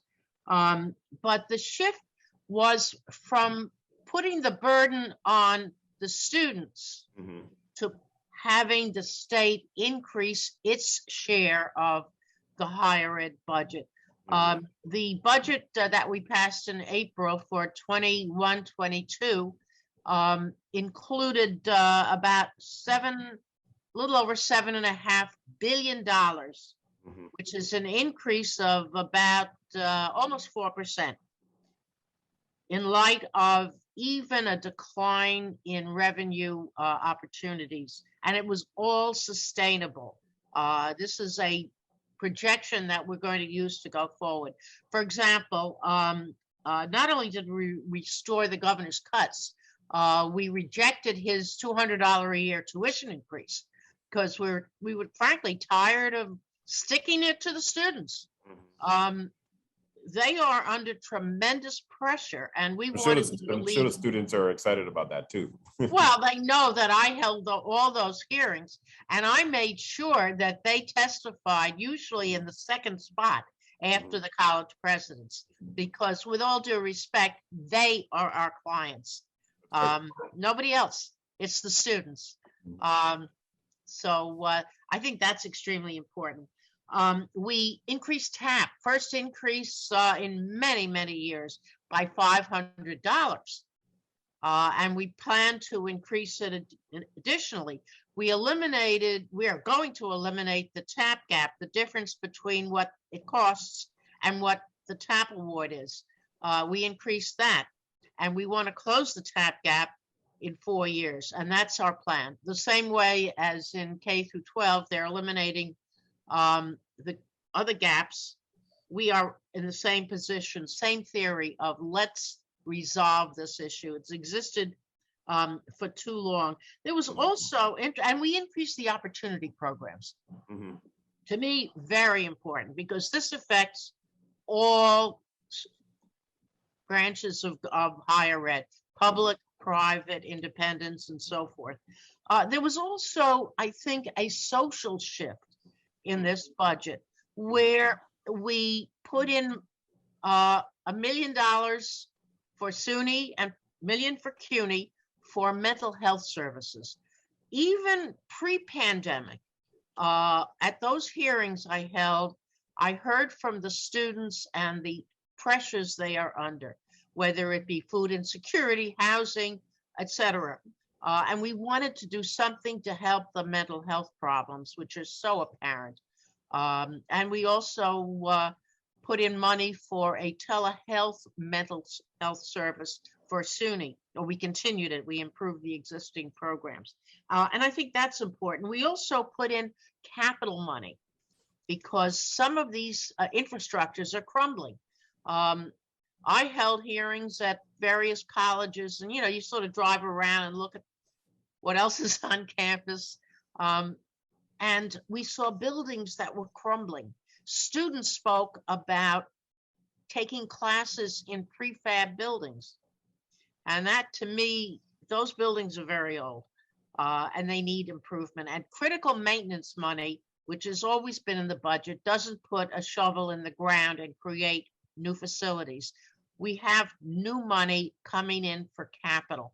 And in fact, Thursday, the CUNY Construction Fund is holding another meeting, and we're going to be allocating funding, and I serve on that board. Same is true for HECAP, which is for the independent colleges, and that's a 3-for-1 match, where the college puts in the $3 million, the dollar, and the state, the college puts in $3, the state puts in $1. I think that's a really good incentive to improve. But in terms of the federal, we've got to make sure that these are not one-shot deals, that this money is sustainable. And a lot of CARES money has come to higher education, a lot of it. Some of that money, very briefly, has been used to cut tuition, to help with housing costs.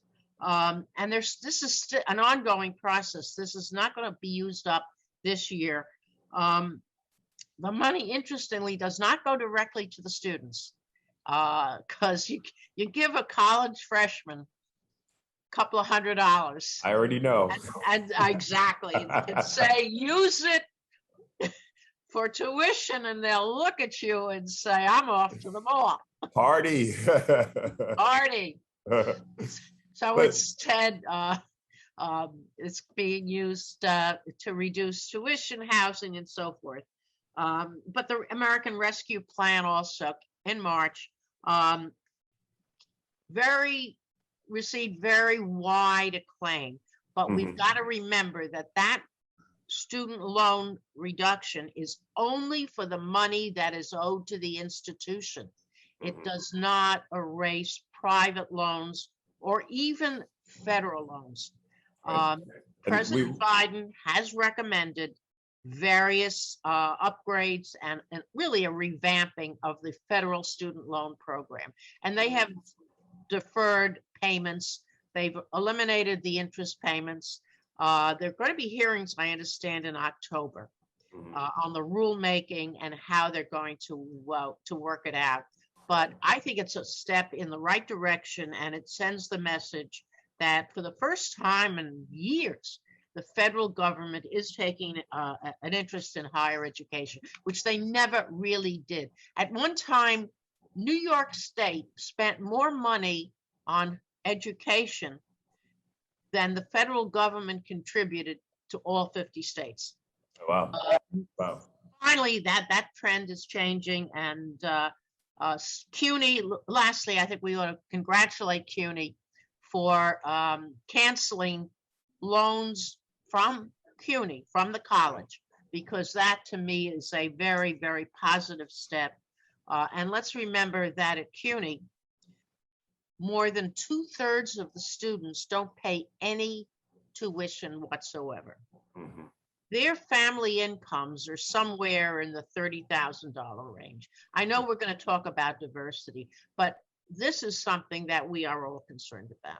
Of course, I mean, education is one of the tools to economic mobility. I'm a product of a CUNY grad. My mom came to this country and went to New York City Tech and learned, became a licensed nurse and worked at downstate for all her life, right? And so I would not be here if it wasn't for that. So Commissioner Murphy, Senator Stavisky talked about some of the initiatives coming out of this budget windfall. What have you seen, and what are some of interesting policy shifts that you've seen with the restoration of the higher ed budget? It's been very, I have to say, like kind of head spinning, dizzying, and incredibly complex. I can't imagine being the person in charge of trying to figure out the finance and financial picture at some of our universities and our systems. And the reason why I say that is, if you go back toward the beginning of this pandemic, we were looking at furloughs, layoffs. We were completely uncertain about the enrollment picture. We had sharp drop-offs in enrollment. Reports were like 5 to 10%, across our university systems, even larger for our community colleges. And remember, this is, historically in New York State, enrollment was already declining, not across the board. You've got colleges that will report to you that they've got healthier enrollments than they've ever had. But by and large, each year, because of, demographic trends, there's less high school graduates, and there's more challenges for our colleges to say, what do we need to do here to make sure that we're meeting our budgets, paying our faculty. And then all of a sudden, as Senator Stavisky was touching on, we saw 3 different packages come from the federal level. The American Rescue Plan, they call it ESSER on the K-12 side, and we call it the Higher Ed Relief Fund on the higher ed side. And there's been, 75+ billion dollars, I believe, if you add them all up for higher ed. And unlike K-12, where it goes, to the districts mostly, this goes directly to the colleges, and they have certain requirements where they've got to get it, to the students who've really felt a lot of the pain related to their shift off campuses and on. And but trying to figure out, what it's going to look like now. Are they going to get recovery of enrollments, which is expected? They're looking to, we're hoping that, for the fall semester, that a lot of those students who just sat on the sidelines, and basically put it on pause, we're hoping they're going to re-engage. And we're going to start to get a picture here of that, perhaps these 3 rounds of stimulus funds may be able to, tide us over so that it didn't accelerate a lot of the major impacts that were going to happen to higher ed. And in other cases, you might start to see, colleges have to merge with other colleges, or, different types of trends. We're going to have to see how that comes out on the other side of that. But what's important about it is that what it's done here on both sides, for the higher ed side and K-12 side, it's allowed us to basically say, how are we going to now come up with, the really forward-looking plans related to dual enrollment programs for students, opportunity programs for students that really, impact them. There's been increases actually in funding for foster youth programs, students with disabilities. Finally, we got this with the help of different groups at the legislative level. We've got funding now for students with post-secondary students with disabilities. And so, we're hoping that we're going to be able to start to get a clearer picture when the fall enrollment numbers come in, and these different programs become re-engaged. And the last part to this is the higher ed community is going to be looked at as one of the big solutions in trying to build our recovery in our economy. They are absolutely, at the level of, the high-tech initiatives. They are in the healthcare sector. They are the engines many times of economic development in their communities. And, the colleges are really going to be expected to play a role in that, and hopefully in a lot of the infrastructure bills and funding related to that. So, it will be interesting to see. It does not mean that the financial challenges have gone away for higher ed because of these, 3 major cash infusions from the federal government. But I will say it's definitely in a different place than where we were, once the pandemic started to really, take effect, in the communities and with enrollment and otherwise. I think one of the things I heard in the previous panel, which I think is the same thing that you're saying, Commissioner, is that I think the perception of higher ed has changed, right? In the previous panel, Councilmember Traeger mentioned that at one time people were like, oh, everything is going to be remote. And the pandemic has shown how important live instruction is to our students. And similar, I think, we now see where higher ed plays in the work ahead for the country. So, as tragic as COVID has been for our country, we have I think we're now trending north of 600,000 individuals who have lost their lives. There seems to be a sliver, and I say a sliver because we're still in a pandemic of hope, because we now have seen some ways that colleges have adapted, and new ways of actually dealing with the pandemic and figure out ways to get that instruction to the students. So even through all these challenges, and this is for everyone, what has been some of the learnings that you would love to institutionalize, right? Because there's certain reactive things that you needed to do really quickly to keep the operations going. But what are some of the things that you'd love to just institutionalize? And I'm going to go to Dr. Pollard first, and then we can go to the Senator, and then Commissioner, you can close out. So thank you, Greg. During this time, every higher education institution has really been put to the test to examine how we teach, how we support our students, and how we work. And we're going to hopefully keep some of these new practices that have really served us well over the last 17 months. So, at Berkeley, we've instituted staggered and flexible on-site and remote work schedules that really meet the needs of the college, our students, and as well as the daycare and other life considerations that our employees currently have. We've also put in place increased and improved professional development for our faculty and our staff. We've developed a hybrid model that offers more flexibility in course design and course options for our students.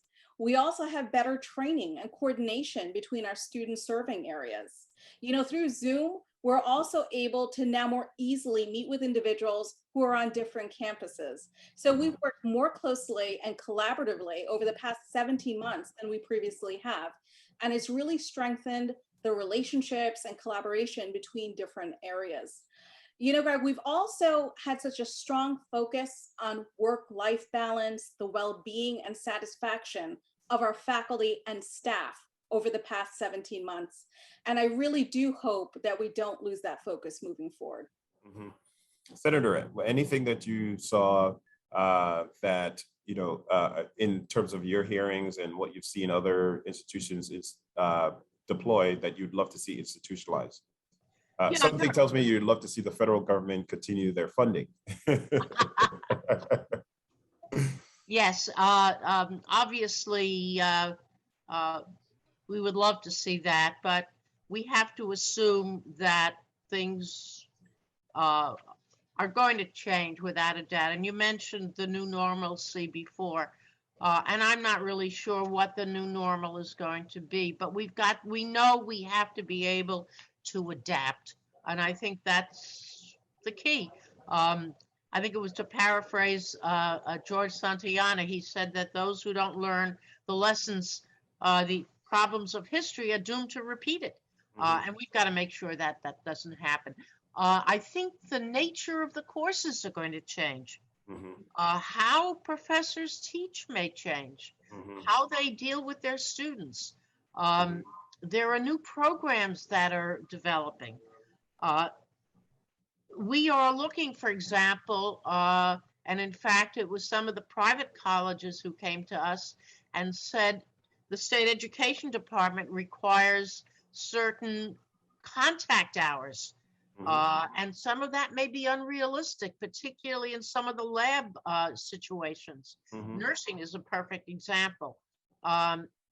Because with all due respect, you're not going to have nurses, student nurses dealing with real patients. So we have to figure out simulations and how they can, what is the equivalent? And we are looking at that. I don't think we did any legislation yet, but I will certainly reach out to Commissioner Murphy with some of our ideas. And you mentioned the public-private partnerships that seem to be developing. And to me, that has always been important, particularly in the upstate communities, where often the community college is the largest employer in the county. But I noticed that last week, CUNY has a new program. It's called Futures.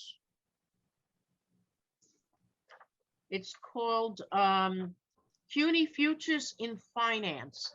And what they're doing is working with 3 major financial institutions, Bloomberg, Goldman Sachs, and some others, to mentor students, to be role models, to help them find jobs in the financial industry, very much like the ASAP program does while they're students. And I think the close contact that the students will have with their mentors is very, very helpful, because students need sometimes some guidance.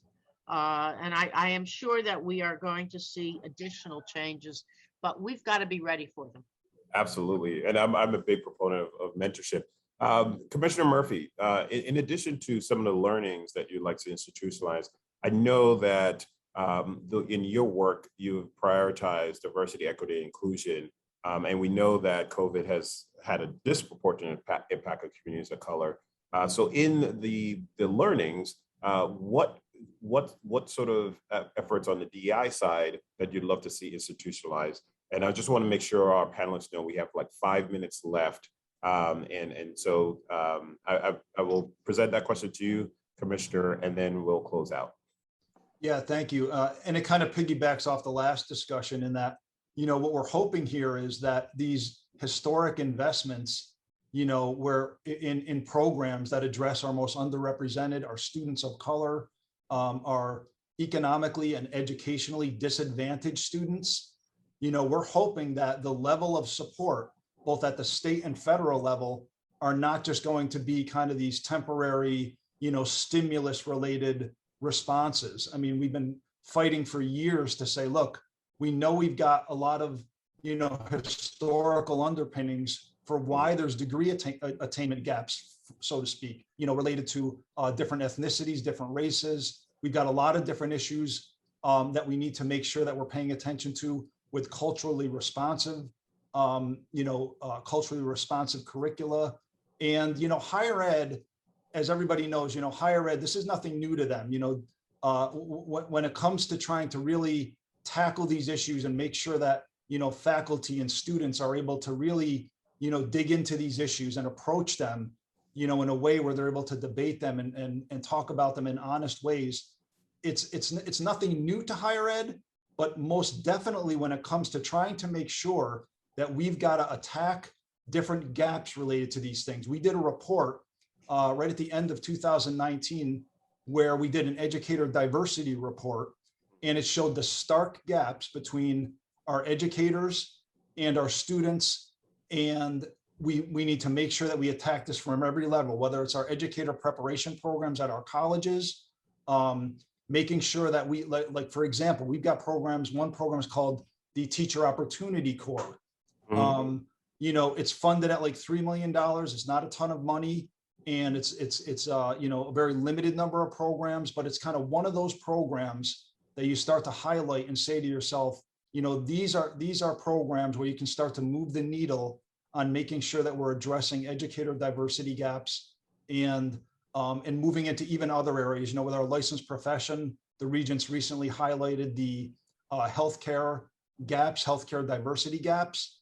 And we're looking at that too, from that, as I mentioned, to circle back from the beginning, we've got the benefit of, in New York, unlike any other state, we've got the benefit of an umbrella approach, cradle to grave approach to education, from preschool to graduate school to licensed professions. And, we're hoping that we can really start to leverage that. Awesome.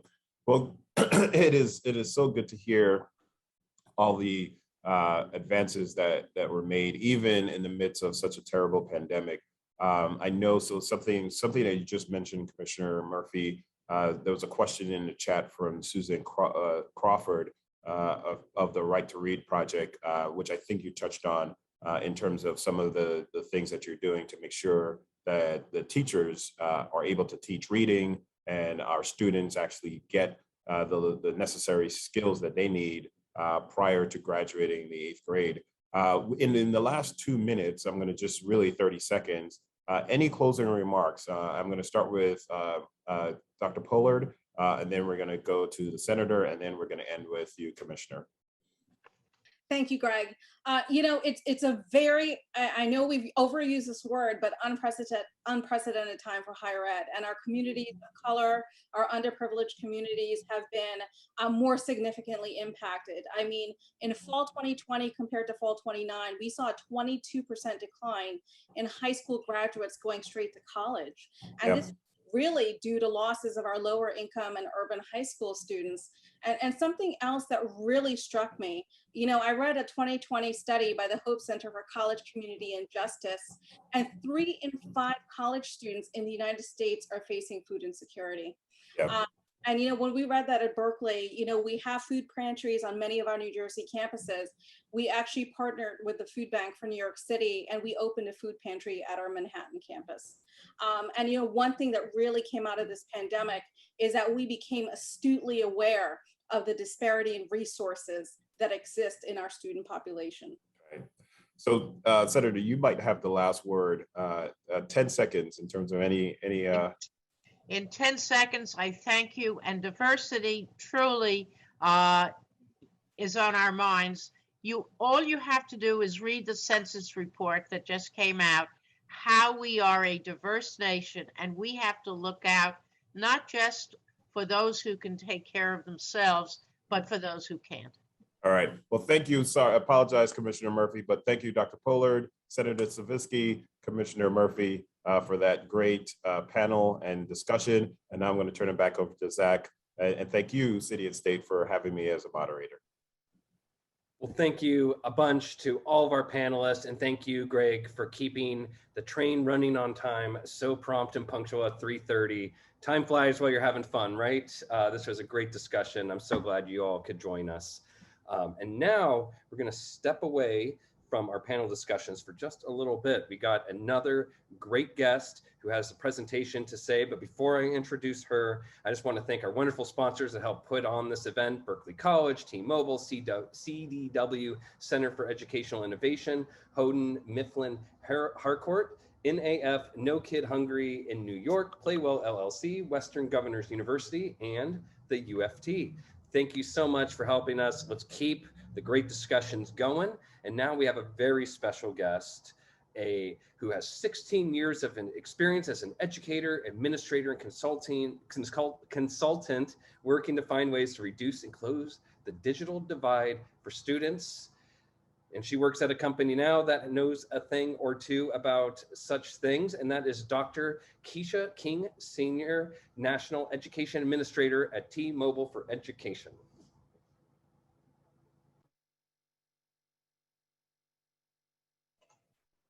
Hi, thank you so much for the introduction. So T-Mobile has done quite a bit of work over the last several years in regard to education. And I think it's been interesting to see that the company has decided to bring in folks from the education space who are really experts in this area. So I've had a really great opportunity to come in and really help guide our education strategy and talk about what students need the most. And listening to Senator Stavisky and Commissioner Murphy and Dr. Pollard, there were a lot of things mentioned that T-Mobile keeps at the core of every single decision that we make here in the organization. And I'd like to share a little bit of that with you today. So one of those things is, of course, the digital divide. You know, throughout the pandemic, we have experienced such a huge gap between the haves and the have-nots when we talk about our student populations, both in K-12 and post-secondary education. And what T-Mobile has really sought to do is look at that gap, understand it, and think about the affordability of services that are critical to lessening the gap. And one of the services that's really critical is mobile internet access, right? And the ways that students are able to use that mobile internet access. I heard a senator say simultaneous learning opportunities, right? Increasing the way that we're able to actually provide a challenging and rigorous academic environment and, you know, overcome barriers with regard to transportation and access. These are all things that can be accomplished with mobile technology resources. Another thing that we talk a little bit about is the adoption of these equipment and services. I heard Dr. Pollard mention that 3 in 5 disadvantaged students are facing food insecurities. Well, when we think about how those services are adopted, even though we're providing them, right, we may have 10,000 students who have food insecurities. We provide a meal for 10,000 students and only 2,000 show up. Does that mean that the other 8,000 still don't have that same food insecurity? Absolutely not, right? So it's all about us really looking at the infrastructure of how we want to meet the need and how we're providing the services, as well as, like Commissioner Murphy said, right, aligning ourselves with the financial resources that have been put in place by the FCC and other federal bodies to make sure that there's funding available. Now, I love what Commissioner Murphy said. You know, we've been asking for that funding for a very long time. We've been asking that some of these gaps have been filled and needs have been met for a considerable amount of time. And so what the hope is that this is not a temporary solve, right? This is not something where we're just looking at it today and not really taking the time to sit back and see how this really is a long-term need. As Senator said, sustainability is at the core of everything that we're talking about doing with regard to providing the mobile internet access. So what T-Mobile has done is said, we started off with a program called Empower Ed, and we wanted to provide some relief for the digital divide across the country. This is, of course, pre-pandemic. We connected about 150,000 students, and we designed this program to be very low cost and to speak directly to the school districts that are serving students who qualify, whether it's for Title I, National School Lunch Program, and other programs. So when you think about SNAP or TANF or tribal or foster or homeless student populations and so on, those populations, it's really critical that we're thinking about the things that are involved in ensuring their success. And mobility is a big part of that, right? Throughout the pandemic, enabling students with mobile technology solved for a lot of problems, right? It solved for students and families being able to access telehealth resources and Medicare resources. It solved for our parents to access government assistance, unemployment, right? Childcare services, and so on. It also allowed them to stay in critical communication with their teachers and school care providers. When we started throughout the pandemic, in the first few months, CPS cases, Child Protective Service cases were down. Why were they down? Right? Not because kids were miraculously safe, but because there was a huge gap in who had access to the technology to even report these limitations. As well as we know, teachers, usually you come in the classroom, you're paying attention to the students that you serve, and you can see when there's a persistent need, when there's something that's happening that's just not right. And we're able to report those things. And so when we think about connectivity, we really have to think full circle. And I put an emphasis on mobile connectivity because there is a stark difference between fixed internet and mobile internet. If you take an angle of a fixed internet solution, maybe it's one for the whole family, but what if those children have to go to grandparents or aunt and uncle's house in the evening? What if the high school student is involved in UIL, NCAA, or FAA, for example, right? And what if that elementary school student is in a program for building literacy or some other type of YMCA program or Boys and Girls Club of America after school, right? So taking a mobile approach really does allow us to solve for a lot of situations where maybe those students are sitting on the side of the soccer field and they still need that critical access. And we want to make sure that we're solving for that full circle. Let's talk just a little bit about what has T-Mobile been looking at in regard to closing the digital divide? Thinking about it from a progress perspective, COVID showed the true size of the divide. I think that it was, and we all know that it was already there. It was very, prevalent, and it impacted our students across the country, right? And traditional education had to shift immediately from this remote to hybrid learning. Now we think of organizations like the International Society for Technology and Education, or perhaps INACOL, the International Association for K-12 Online Learning, and so many others who were already providing a substantial amount of virtual learning support, even creating the structures to make sure that our content was aligned and robust.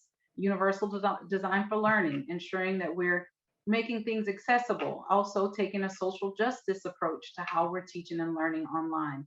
Well, a lot of what T-Mobile has taken into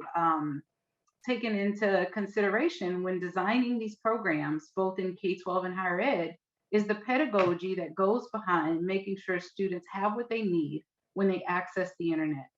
And so we think about the current state of online learning throughout the pandemic.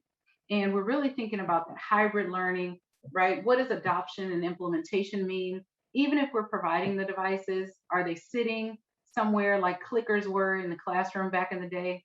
What about the emergency connectivity fund? How did we leverage those funds?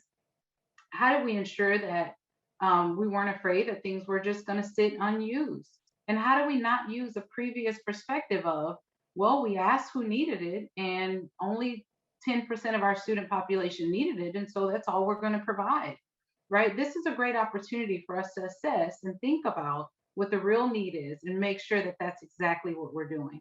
So T-Mobile has made a huge commitment. It's a $10.7 billion commitment to the education space to provide critical connectivity. That is one free hotspot with 100 gigs of high-speed internet access per year for the student populations that qualify, and that's based on National School Lunch Program. And those students can go directly into any T-Mobile store and receive that hotspot shipped to the home. There are no qualifications. They don't have to provide an ID or have a credit check. This is something that is available to every single child's household across the country that qualifies for the National School Lunch Program. We've also taken a very strong perspective on how we want to serve Pell eligible students and create an education ecosystem that really speaks to what they need. So whether that is transportation solutions or hiring and internships, how we're truly collaborating together through augmented and virtual reality solutions, Internet of Things, teaching and learning from anywhere. I love when Dr. Pollard mentioned the professional development aspect, right? And how we look at community outreach and working with our staff and faculty. All of those things are a consideration when we think about the mobility solutions that T-Mobile is providing. So I would encourage you today, if you know a student that is in K-12 and they're moving into post-secondary education, or they're simply enjoying their K-12 experience until they're done, they can go to any T-Mobile store and take full advantage of a $500 investment that T-Mobile wants to make in them to have a free hotspot with 100 gigs of high-speed internet for 5 years. That's what I call sustainability. So thank you so much, Zach. I'm going to open the floor for Q&A if there's time. I really appreciate you all, and I welcome you to reach out to me on Twitter at KTAY Online, KTAY Online, and thank you so much. Thank you so much, Doctor. Unfortunately, time again flies while we're having a good time. We're gonna have to move to our next discussion, but you heard it from the doctor herself. If there's there is a way to do it.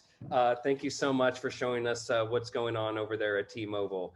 And now, without further ado, for our final, obviously super duper panel discussion, the last one of the day, we got a definite ringer here. My colleague, Rebecca Lewis, Deputy State Politics Reporter at City and State New York, who's going to lead a discussion with a distinguished panel of experts on erasing education disparities in New York. Thank you, Zach, for that introduction. I don't think I deserve the level of esteem that you're giving me, but I'll do my best to live up to it in this panel. As Zach said, we have a great series of experts here to talk with us today about erasing education disparities in New York, which are obviously a huge and continuing problem since before the pandemic, and with so many other things with the pandemic really laid bare so many of the problems that we've seen for a long time in New York. Pandemic just made them all that more obvious. But that also leaves a lot of opportunity to try to find solutions and innovations that arose out of the pandemic. So to talk about all of those things, we're joined by State Senator John Liu, who is the chair of the State Senate Committee on New York City Education, Adrienne Austin, who is the Deputy Chancellor of Community Empowerment, Partnerships, and Communications at the New York City Department of Education, Dr. Rebecca Watts, the Northeast Regional Vice President at Western Governors University, Rachel Sabella, Director of No Kid Hungry New York, Christina Foti, Deputy Chief Academic Officer for Special Education at the New York City Department of Education, and Tara Bellevue, Vice President of Inclusion, Diversity, Equity, and Access Strategy at NAF. All-star panel, and to kick things off, I'd just like to give everyone a couple minutes to give a brief introduction and tell us a little bit about what you like to chat about and what you do. I'm going to start with Rachel. You're at the top of my screen, so you get to go first. I never get to go first with a last name like Sabella, so this is exciting. Thank you so much to City and State. Thank you, Rebecca. Thank you to all my panelists. It's an honor to be here today. My name is Rachel Sabella, and I'm the director of the No Kid Hungry New York campaign with Share Our Strength. We're a national organization working to end childhood hunger and poverty. I have the honor and privilege of being on the ground right here in New York, working to help connect more kids and families to meals. I think what the pandemic has done, we all knew this country had a hunger crisis. The pandemic has obviously made that worse. And I'm excited to have the opportunity today to talk about ways that we've already started to address that, started to see what programs we can do more of, how to enroll more families, but really make sure all kids start the day with an equitable playing field, access to food to help them to thrive and succeed. Thank you. Next, I'd like to throw it to Adrian, and I'm going strictly based on who's first on my screen, so no favorites here, just the luck of the draw with Zoom. So Adrian, if you'd like to introduce yourself. All right, thank you, Rebecca. Thank you, City and State. I am Adrian Austin, Deputy Chancellor in the New York City Department of Education, and I oversee the Division of Community Empowerment, Partnerships, and Communications, which is essentially the external affairs wing of the New York City Public Schools. My team works closely with students. We work with parents and communities to both ensure that our school communities are informed of what's happening in DOE, but also to make sure that our leadership and our policymakers hear from our communities about what should be happening in DOE. And I've looked at the chat, it's a little spicy. I know folks are gonna be giving me some feedback about how that's going, and I welcome the feedback. So that's sort of the nature of the role that I play and the work that we do here. Just a little bit about DOE. Many of you know, we are like a city within a city. We have over 150,000 employees. We operate over 1,600 schools, and we serve close to 1 million students and families. And I have the privilege and the honor of working closely with our New York City parent leaders. Shout out to the CECs, the President's Councils, PAPTAs, and other parent leaders who are in the audience and who I know are tuning in. And what I think folks don't know is that our network of parent leaders across the city play a really important and influential role by asking us difficult questions, but also through their partnership and support in service of our families. And I think that's really been a highlight and a hallmark of what we've seen across the pandemic and some of the work that we've done in terms of making sure that our leadership is aware of where we have gaps and where those disparities exist, but also working with parents across the city and families to start to close those gaps. And so I'm really proud of that. I'm honored to be here today, and I'm looking forward to the conversation. Next, I'd like to throw it to Dr. Rebecca Watts. Great name, by the way. If I do say so myself, please introduce yourself to our guests, our attendees today, and tell us a little bit about yourself. Thanks so much, Rebecca, and thanks to City and State. And it's an honor to be on this panel with so many folks who are doing just powerful work. I serve as the Regional Vice President for Western Governors University right here in the New York City metro area. We are a national nonprofit university using competency-based, individually paced education, but my team and I are here in the Northeast. And as all folks have said, the pandemic has really laid bare what the disparities were. And one might think for a university that for almost 25 years has been delivering online education, that we wouldn't have seen the effect. And in fact, for how we deliver learning, we didn't see any impact at all. But for our students who are adult learners, average age is 33, 34, more than 70% of them work full time. They did have impact on their lives because of many of the things that we've already been hearing about in the prior panels this afternoon. But I'll point out just a couple things. Our students are engaged in learning across a variety of professions, but I'm going to call out two, in health professions and in teaching. And so for those in health professions, their ability to continue to work full-time and to engage in their learning was definitely impacted because of the increased hours that our health professions folks had to do in just caring for so many sick patients. And then in the Teachers College, as we've heard earlier today, the real pivot that K-12 educators had to do to really shift their teaching and learning environments in ways that really engaged learners and kept learning ongoing. It was a big challenge. And so we feel that we are a part of the solution. And I'll talk a little bit later about a partnership that we had with CUNY to help post-secondary educators also learn new strategies and engage in different ways to engage in teaching and learning at the post-secondary level. Thank you. And next, I'd like to go to Tara or Tara. I apologize. I'm not sure which way you pronounce it. I'll find out in just a moment, I guess. But if you could, introduce yourself to our attendees today. Thank you, Rebecca. Yes, it is Tara. And for me, as I introduce myself, I want to be clear that I had to make a choice about being here a part of the summit, and knew that I had to come back again this year.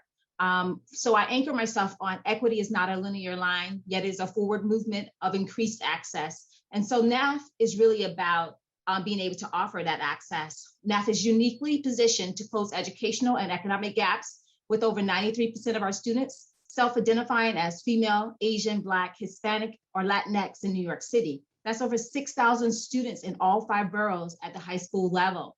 And additionally, another 3,000 students served across New York State from Long Island to Buffalo, New York. NAF, as a national educational nonprofit, we are clear. So we partner with high schools across New York high schools to understand that there's a shared commitment for providing access, opportunity, and inclusion for the future workforce, and to helping our partners sustain their current workforce. We are all very clear that representation matters and look forward to discussing action steps to make this a reality for all of our students. Thank you so much for the opportunity. Wrapping up, we got 2 more just left. Christina, I'd like now for you, if you could just give us a brief introduction to all of our attendees today before we hop into the discussion. Of course. Thanks, Rebecca. Good afternoon, everyone. Big thank you to City and State for having me today and being part of a panel with so many incredible folks is very exciting. I oversee special education for New York City. I'm the Deputy Chief Academic Officer. My job is to always lift the voices of our students with disabilities and their families to make sure that we are bridging that equity divide that, of course, existed before the pandemic, but that we cannot let widen. And in fact, we have to close post-pandemic. So very excited to talk more about that mission and grateful to the parent leaders and others who I already see are on with us today for their continued partnership in service of that mission. Thank you. And finally, Senator John Liu. Didn't mean to have you go last, Senator, but it just happened. Got to let the ladies go first. But leaving the best for last, Senator, if you could briefly introduce yourself before we get started with our discussion. And there, Rebecca said it, saving the best for last. I mean, I'm just me. I'm not fabulous like Christina. I'm not spicy like Adrian. And dynamic like all the other speakers, but I'll try to hold my own in this special panel discussion. And of course, I think we've had a lot of important discussions already. Disparity and equity are key questions that need answering. And as you mentioned, Rebecca, many of these disparities were laid quite bare in the COVID pandemic. So, I'll just briefly say that for me, I talk about equity more than disparity, and equity means a lot of things to different people. I think sometimes people have used it to encompass too many different concepts, but I will, just throw it out there that I think equity first and foremost means resources. It also means having the capacity. And then the third area of equity, I think, is more debated, if not controversial outright, and that is, what is true equity? Is there a trade-off between equity and excellence? And I look forward to hashing this out with this incredible panel. Thanks, Rebecca. Great, thank you to all of our panelists. Your introductions. I think that we'll have a very good discussion that we're going to get started right now, and to kick things off, I want to throw a question out there for anyone who wants to answer it. Pandemic, pre-pandemic, whichever way you want to look at it, from each of your perspectives and your specific views, what you work on, what do you think right now are some of the biggest obstacles to true equity in education right now? I know there's so many, but I suppose if you could focus in maybe in your specific areas of expertise, what you have observed as being things that you really see as obstacles, hurdles, and what you would like to see changes to as we move forward. And I'll throw this out to anyone, but if no one chooses, Senator. I mean, this time we'll go first with the worst. That would be me. So, I think, as I started talking about before, equity has been a big problem or question for a long time, even way before the pandemic. And this year, for the very first time in state government, we finally fulfilled the court mandate of providing equitable funding for schools all across the state of New York. Chairperson Shelly talked about this earlier in her panel discussion. We were able to, in this year's budget, and it was a fight, as she mentioned, it was definitely a fight, but we did get the Campaign for Fiscal Equity, a court decision that was handed down nearly 15 years ago, finally funded. So at least we're achieving this level of equity in terms of resources, in terms of money for all schools across the state.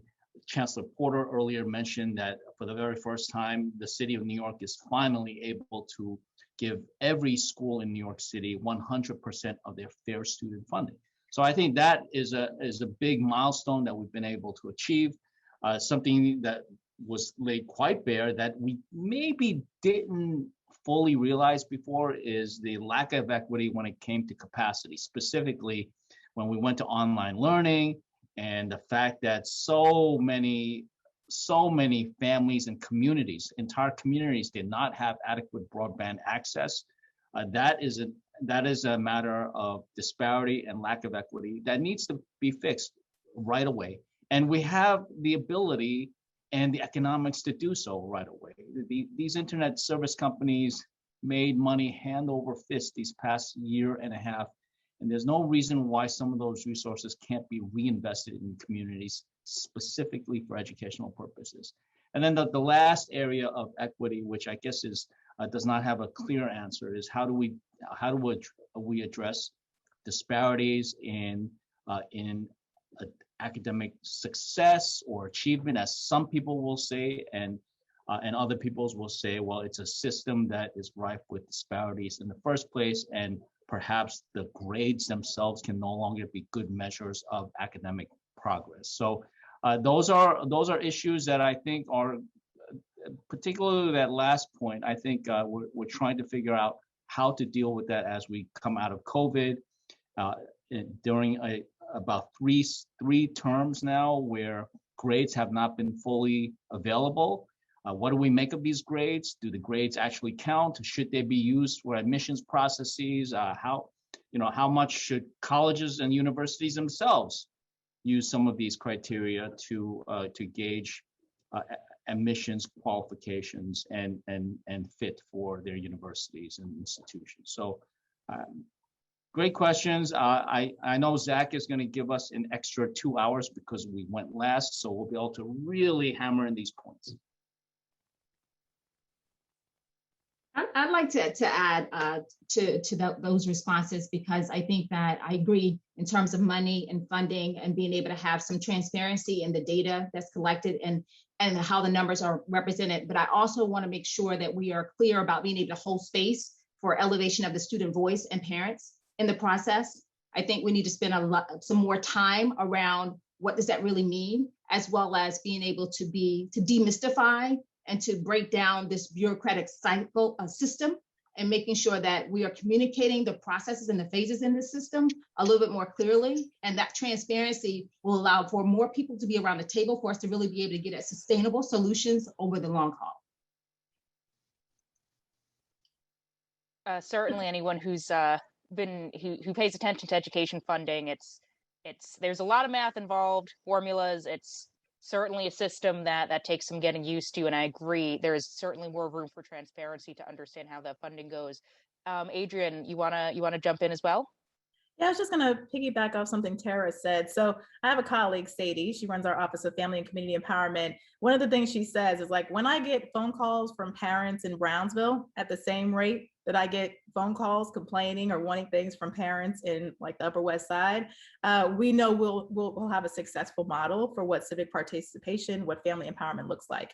And I think that's absolutely true. And I think that hits the equity piece, because when you have families and communities in our most marginalized communities that both know what to expect, have high expectations for what we can deliver as a system, and then hold us accountable to those things. That's what I would like to see the direction of our parent empowerment, family empowerment, community empowerment go. That's certainly the work that we're doing in DOE, is to try to really do grassroots organizing, get our community organizers to a place where they are calling us and they're asking for things, and they're mobilizing parents and communities to do that. And so for me, those parents, those communities are representing the best interests of their children. And so to hear from them what that is, and to be able to be responsive, I think is what we need to drive our system and to start to bridge the gap.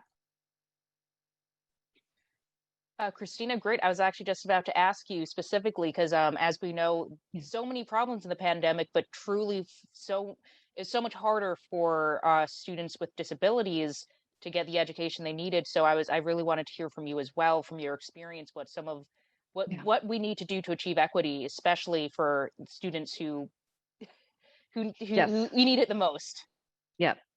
Well, I think, to piggyback on what Adrian was saying in terms of, and I think Senator Liu started to allude to this as well, is we need to follow how resources are being distributed and ensure, if we want to make sure that we are doing all that we can to ensure equitable outcomes. From our perspective, our strategic approach to recovery services has been there needs to be enough at minimum for all. And so when we're looking at academic recovery services for special education, what folks will see from us in this upcoming year is that we are thinking about every student with a disability, right? So how do we ensure that every student with a disability has access to small group instruction after school, has access to additional related services, has access to really the overall comprehensive supports they need to grow and thrive. And so in our planning and use and in our planning for distribution of resources, we're really doing so in a way that takes into account the overall student population at every school, and then ensuring that allocations go to every school to meet the needs of the full breadth of students with disabilities. I would also say that taking into account variables such as whether or not a student was in temporary housing, whether or not a student is also an English language learner, whether or not student had limited connectivity or device delay. These are all things that we are going to be guiding our schools to help make individualized decisions for every student with a disability regarding what type of service they need in the upcoming year and the intensity of that service. And then making sure that schools have what they need to provide it, obviously, is the key function there, because there is a tremendous amount of need. And we need to make sure that we're not widening that gap, and in fact that we're closing it. I'm going to jump in with kind of a macro challenge and a macro question about serving students with exceptionalities and how that is delivered. And so in the resource discussion, one of the most important resources that we talk about are the educators that are in those buildings. And I'm not going to say in the classrooms, in those buildings that are serving the needs of each of those students based on their IEP, based on the specific exceptionalities that they have. I think fundamentally, we have a challenge in how policy determines that we prepare educators in siloed ways, and then the students end up being served in silos. And if we had a broader set of policies about educator preparation so that every educator had some depth of knowledge about how to meet the needs of students with exceptionalities, individualized instruction, then I think the resources that we have in our very talented educator pool could become broader and deeper, so that then the students with disabilities, students with exceptionalities could be better served in the inclusive classroom, so that the needs that they have for specific services over and above that wouldn't have to be so siloed and so separate and apart. And it's a big state policy. It's really kind of a federal policy question, but I think it needs to be discussed.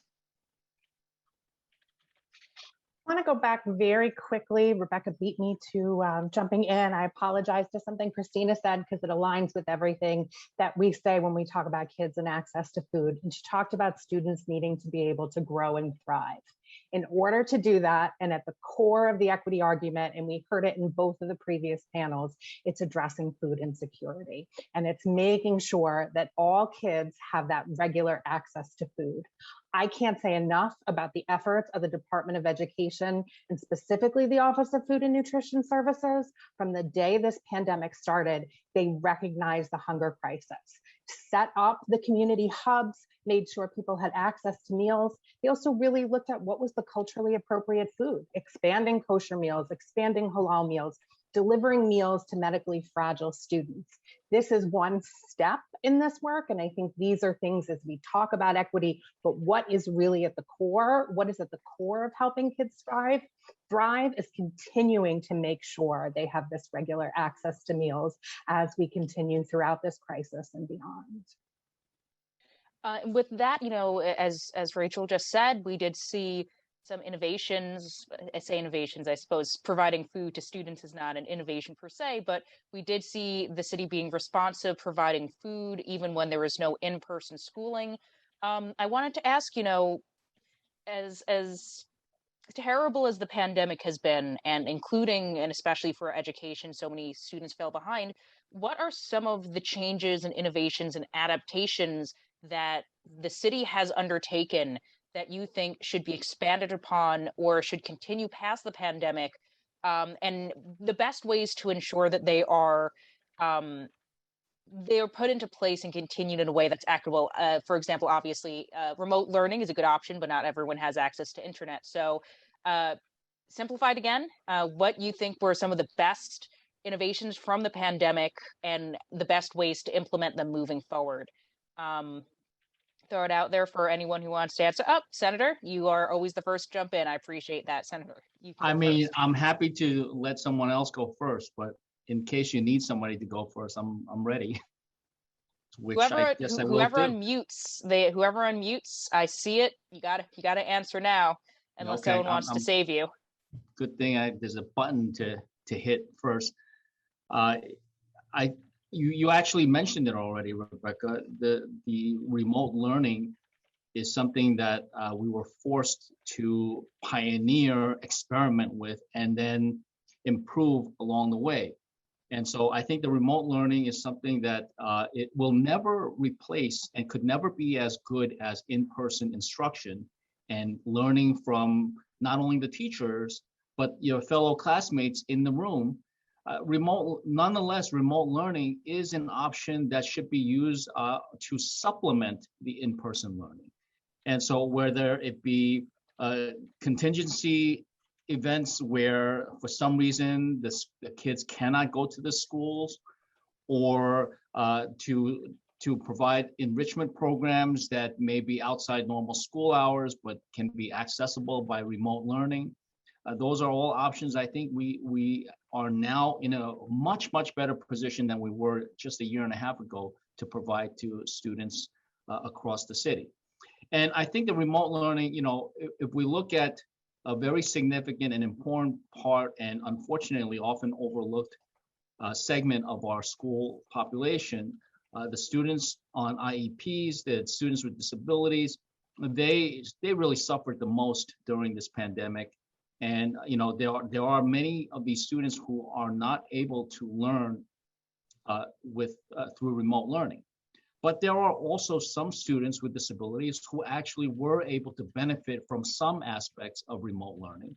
And so I think this is a chance where we can take the best of both worlds, in-person learning supplemented by some forms of remote learning.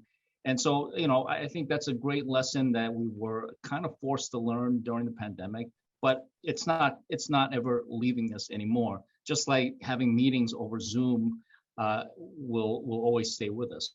Hopefully city and state forums will begin in person sometime soon, but we'll always have the virtual meeting option for a lot of different purposes.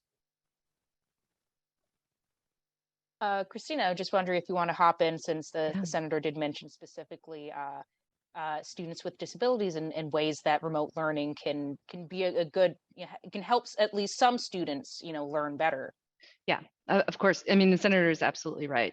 Our students with disabilities were one of the most, if not the most vulnerable populations during the pandemic. And a few things that we really leaned into, recognizing that so many of our students needed in-person therapies. We were one of, if not the first large cities in the country to provide in-person related services as soon as it was safe to do so, and began doing so at summer school sites. In the upcoming year, we're going to be doing the same in terms of access to additional related services via Saturday sites and the after-school programs that I spoke about earlier. I think one of the major things that got us through the pandemic in terms of is really the ongoing access to our parent leaders and our families, and hearing from them what they needed.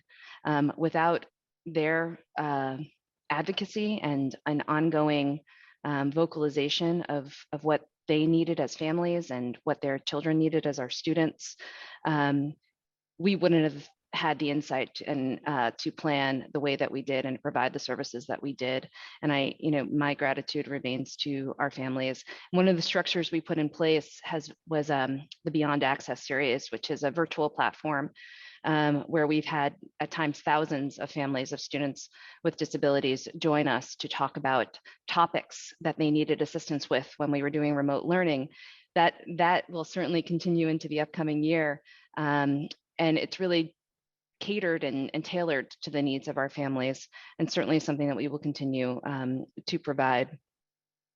I also just think that one of the things that we've struggled with for a long time, being such a large organization, and you certainly see it in the chat as well, is this transparency piece. And so having this honest and open communication with our families throughout the pandemic really just has been transformative to how we do our work in a day-to-day, and we certainly continue to commit that. We have a utter commitment to continue that conversation with all of our families. I don't want to take up too much airtime, but just those are my brief thoughts.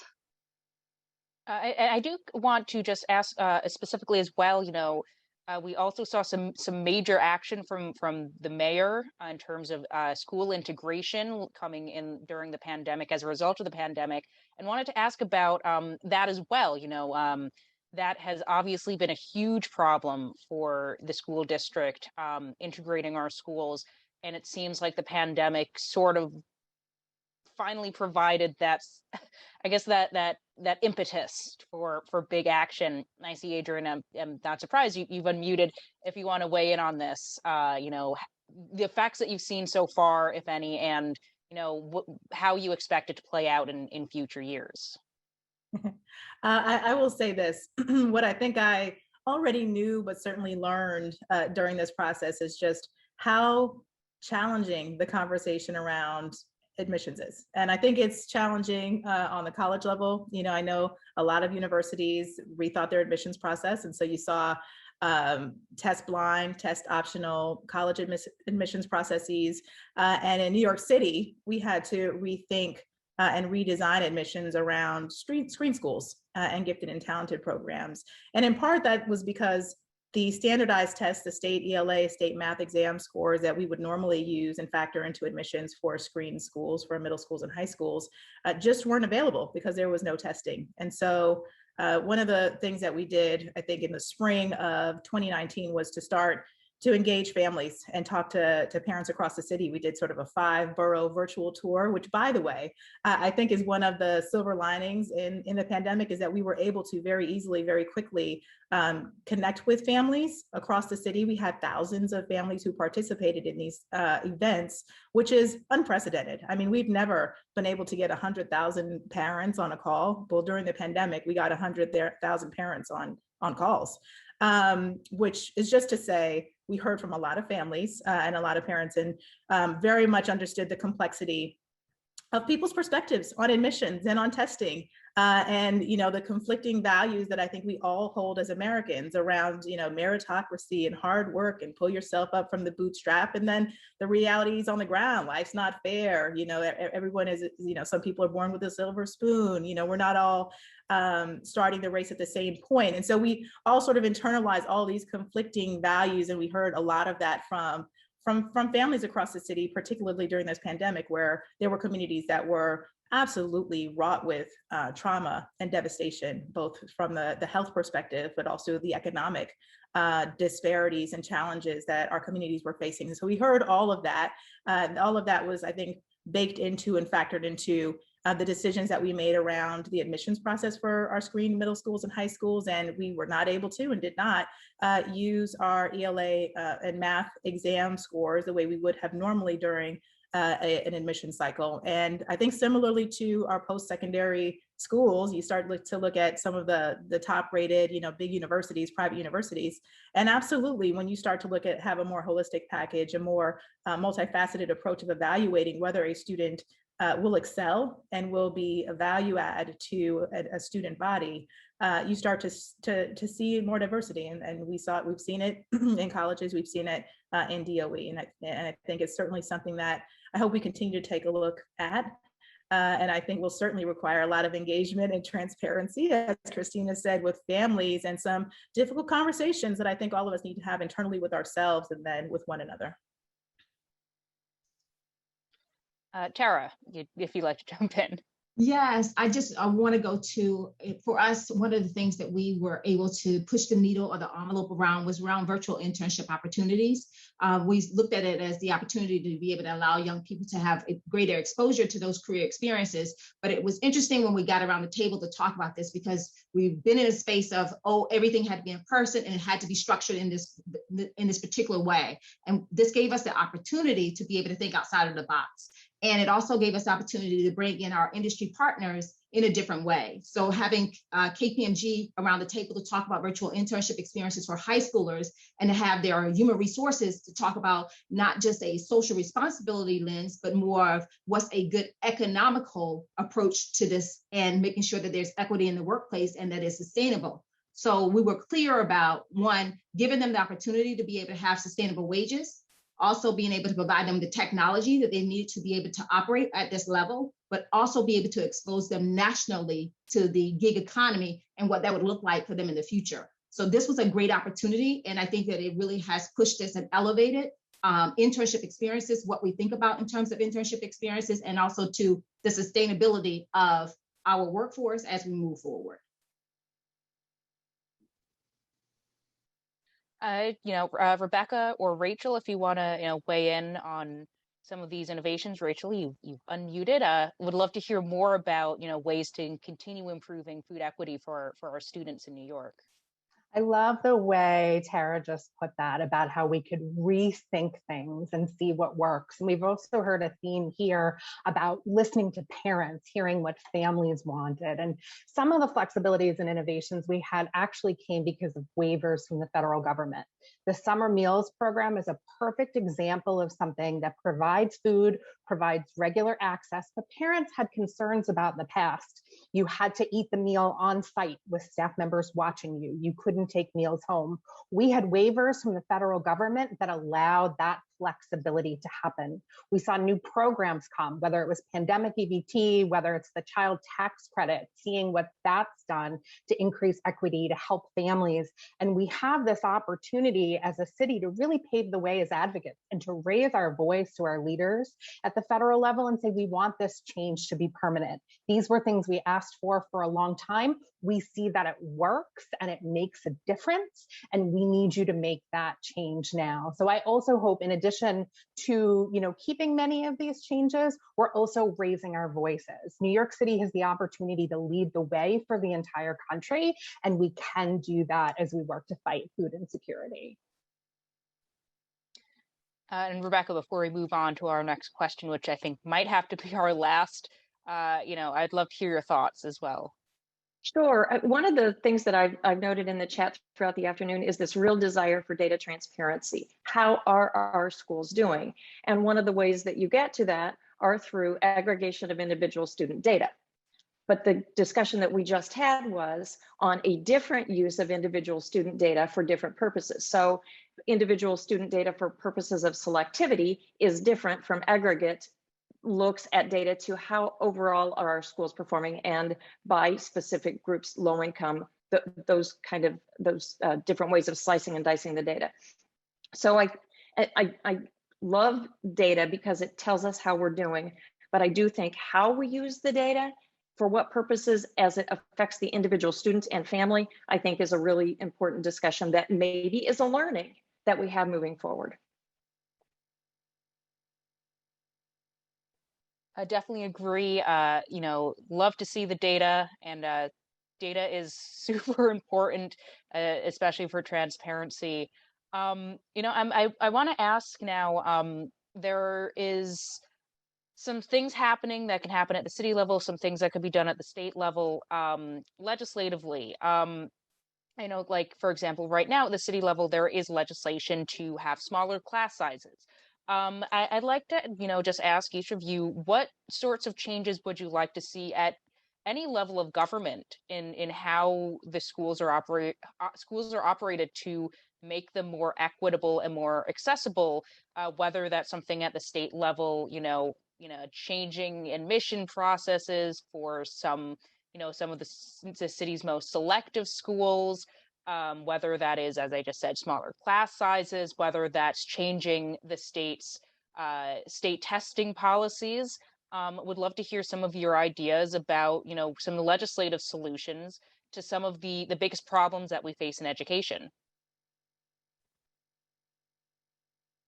Senator, you have once again volunteered, and obviously this is your committee in the Senate. This is your committee in the Senate. I'm just ready if you need me. It's your committee in the Senate, so I expect you to have a couple of answers here. I do have the honor of chairing the New York City Education Committee, which is a standing committee in the state Senate. I also serve on the Education Committee, led by Shelly, who we heard from earlier, and also I serve on the Higher Education Committee, led by Senator Toby Stavisky, who we also heard from earlier. And some of these issues are state level issues, and some of them can be addressed directly by the city government. You mentioned school size, class size a couple of times. I know this is a big issue. It's been a big issue for a long time in New York City and in other school districts as well. And I believe in small class sizes. I think that's a priority that each school district has to make on its own. And some of them prioritize school size, small class size, more than other school districts, which may have other more immediate needs. So, from a state legislator's perspective, like myself, I try to leave that to the school leadership teams, the school districts, whether they be a district as large as New York City or some of the smaller districts around the state. There's been also a question of, how do we fund small class sizes? I think that to the extent possible, we shouldn't stop just because the Campaign for Fiscal Equity has been funded, or actually will be funded over the next 2 fiscal years, including this fiscal year. But we should try to figure out additional lines of funding so that we can help school districts around the state reduce their class sizes. But until that point is reached, I personally don't think that we should encumber existing Campaign for Fiscal Equity money, foundation aid, and restrict local school districts in how they decide or prioritize the use of that money.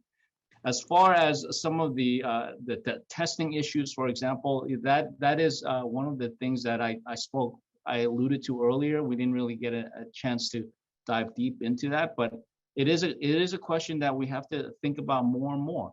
There are some people who say testing is totally unnecessary, it doesn't mean anything. The tests are flawed to begin with, and we just shouldn't have any testing. And for that matter, we shouldn't have any grades, period. I'm not there. I think that grades and tests to some extent do matter. I teach class myself, and I've seen the difference in student performance and also the ability to get things done when we were on a pass-fail basis versus on a graded basis. I'd love to think that we're as evolved a society as to the extent that we can have individual students be individually mentored or overseen by a committee, like doctorate students have access to. But the reality is we're not to that point yet. And so We can't just assume that every child in school is learning as much as they possibly can and wants to learn as much as we can. We don't even expect that of graduate students who I teach. The grades are there as, you know, as motivation, and, you know, a little bit, our education system is still a little bit based on carrot and stick. It's not just all carrot. I'd love to get to the point where it's all about carrots and attracting the students and motivating them. But our grading system is what it is, and I don't think we can abandon it just yet. I'm gonna. Oh Do you yes, want to jump in? I was going to say All right, no. I want to be go jump in. mindful of time and making sure everybody gets to talk. But again, thank you for the opportunity today. My previous answer touched on a couple things we could do at the federal level, whether it's the child nutrition reauthorization, whether it's the discussions now. But two quick things that we can see make permanent or really happen more in New York City to address food insecurity, really get at the heart of that equity argument. Number one is keep the alternative school meal options going. Since 2015, the city has been in the process of whether rolling out breakfast in the classroom, breakfast after the bell programs that lead to equity, because every child starts the day the same way. Some schools had some challenges doing it, but in the pandemic, every school embraced, whether it was grab and go, delivery, the model that worked well. Let's keep that going. When kids start the day with breakfast, they do better in schools, they have higher attendance rates, they have less trips to the school nurse. The second thing I would love to see happen more often in New York City is more cross collaboration about programs that exist. As families, as the economic crisis continues in New York City, more families are eligible for the SNAP program, formerly known as food stamps. HRA does a great job. How are we going to send that information home to schools and families? How can we make sure that people are getting that information, the agencies are talking to each other, and making sure families enroll in the programs that are necessary? I would just throw in very quickly, the one thing that I think that we can continue to do a better job around would be around high school graduation in terms of requirements. Currently, we have for career and technical education students that they are required to take a career and financial management course. I would love to see a financial literacy course being required for graduation, because that to me allows for them to be able to have the knowledge and wherewithal to be able to put to use all of the resources that we're talking about. So across the state, being able to have that mandate would be very helpful. I'll jump in and say that the talent pipeline of educators going into our classrooms has for really forever and for generations, we've talked about fixing the demographies so that students are able to see people leading a classroom that look like them. And so I think we need to make concerted efforts, and universities need to come together and do this with school districts so that we can start to get people that look like our kids. New York City is the most beautifully diverse city in the world, and we have so much talent available to us. If we can start to encourage people to go into the profession, I think then communities are strengthened and there's aspiration there in the classroom for the students. And, any last thoughts from you, Christina, or you, Adrian, before we have to wrap up?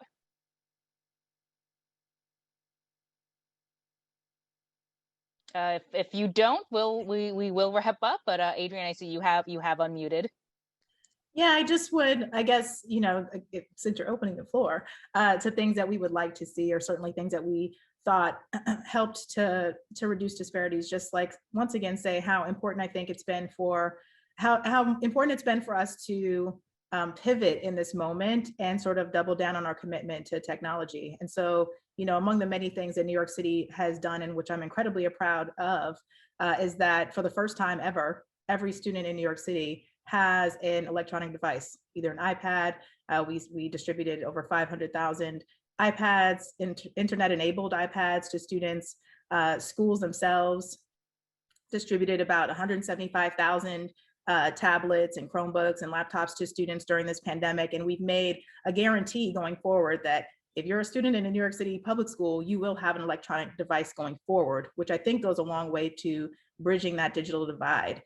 Another thing that we've done that I think was a silver lining is made sure that the infrastructure for Wi-Fi is available to students. And so one of the things we learned very early on was that our shelters, our New York City shelters, weren't equipped to provide access to internet for students. And so there's been a big push to make sure our 250 plus shelters now have Wi-Fi and the infrastructure that's needed to provide Wi-Fi to students. And then finally, just all of us, here on the Zoom, and we're all adept now, I think, at Zoom, but all of the adult learning that happened to make sure that all of us, and not, just the professionals that work within DOE, the 150,000 workforce, but our parents and our children, we've all learned a skill, a digital literacy skill that none of us could have ever imagined that we would have learned, 5 years ago, 3 years ago, anytime pre-pandemic, and been able to, as a result of that, increase civic engagement in a way that's unprecedented. Literally, our community meetings have thousands of parents who show up on a monthly basis to hear what's happening in their local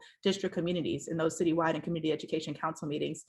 For our big events, we've got tens of thousands and upwards literally of 100,000 parents. It's like 3 times Madison Square Garden in a digital forum, learning about what's happening in public education and public schools. And so I think those are all really big gains. I think those go a long way towards starting to bridge the divide and sort of bridge the divide between our public institution of public education and the actual public. And I think that's a huge gain, and maybe one of the only silver linings, because it's been a really challenging moment. And I think all of us are like crossing our fingers and praying and doing everything we can to hope that we're nearing the end of this moment. But certainly it's been an incredible gain. Christina, just last 30 seconds. Yep. Just want to give you a chance to weigh in here as well. Well, as Senator Liu can attest, the special education legislative landscape is a complicated one, Rachel, that we won't do in 30 seconds. So I will say, to wrap it up quickly, I just want to be responsive to some of the things I'm seeing in the chat, which is, again, we are committed to transparency, and including transparency around resources. Folks will know how that money is being used in service of our children, and more to come on that front. Also on the compensatory services front, our plan as a department is to have academic recovery access to all students with disabilities. We'll be evaluating compensatory service needs for students as well. But the plan is to tailor an individualized plan for every child to assess where they are and meet them where they are with the resources that we have. And so we look forward to doing that in partnership with our families and with the community at large. And just thank you for having me, Rachel, and thank you to my colleagues on the panel. Christina, we're going to get that IHO MOU done. Senator Liu, let's go back to the beginning of the conversation when you called me fabulous. Well, yeah. I'll call you later. And unfortunately, we don't have more time. I would love to hear more about the legislation around special education and students with disabilities, but as you said, it's a very complicated landscape, and we are unfortunately out of time. Would love to have heard more, but could go on for several more hours, I'm sure, but I'm going to throw it back. Actually, no. First, thank you to all of our panelists for this final panel that we had today. Yeah, this was a great discussion. Thank you all for joining us. And now I'm going to throw it back to Zach to sign us out, to wrap us up. Thank you so much, Rebecca, and thank you all panelists. A great discussion. I'm sure if any of you or anyone in the audience wants to keep the conversation going with Senator Liu, he will be up for any early morning run or a bicycle ride that you at a place to be determined.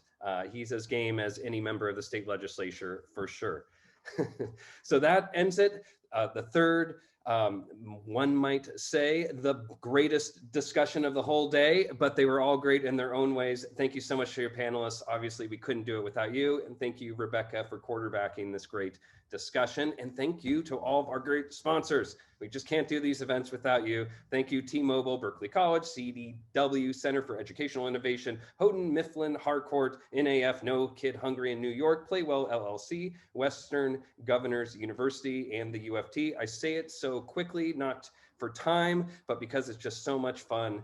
And of course, let's keep the conversation going by partying. Tomorrow, it is our 15th anniversary celebration at City and State. We're going to have a great in-person event, the first one since March 20th.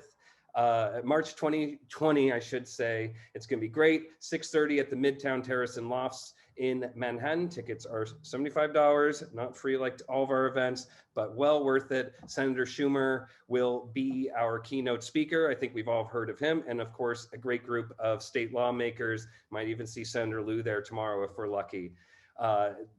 Just go to our website, cityandstateny.com, and please join us for our other events coming up in the upcoming weeks. Thursday, September 9th is our virtual Labor Power 100 event at 5 p.m. This one is free. Registration can be found on our website and in the chat. And then, of course, on September 14th at 1 p.m. is our Rebuilding New York Summit. It's registration free. You betcha. Find everything there is to know about it on our website, cityandstateny.com, or in the chat. Thank you again to our panelists, our moderators, our great keynote speakers, and of course, our audience. This was a real party of an educational policy summit, and we're going to keep the fun going at events in the future. Until then, Zach Williams, Senior State Politics Reporter at City and State. Catch you next time.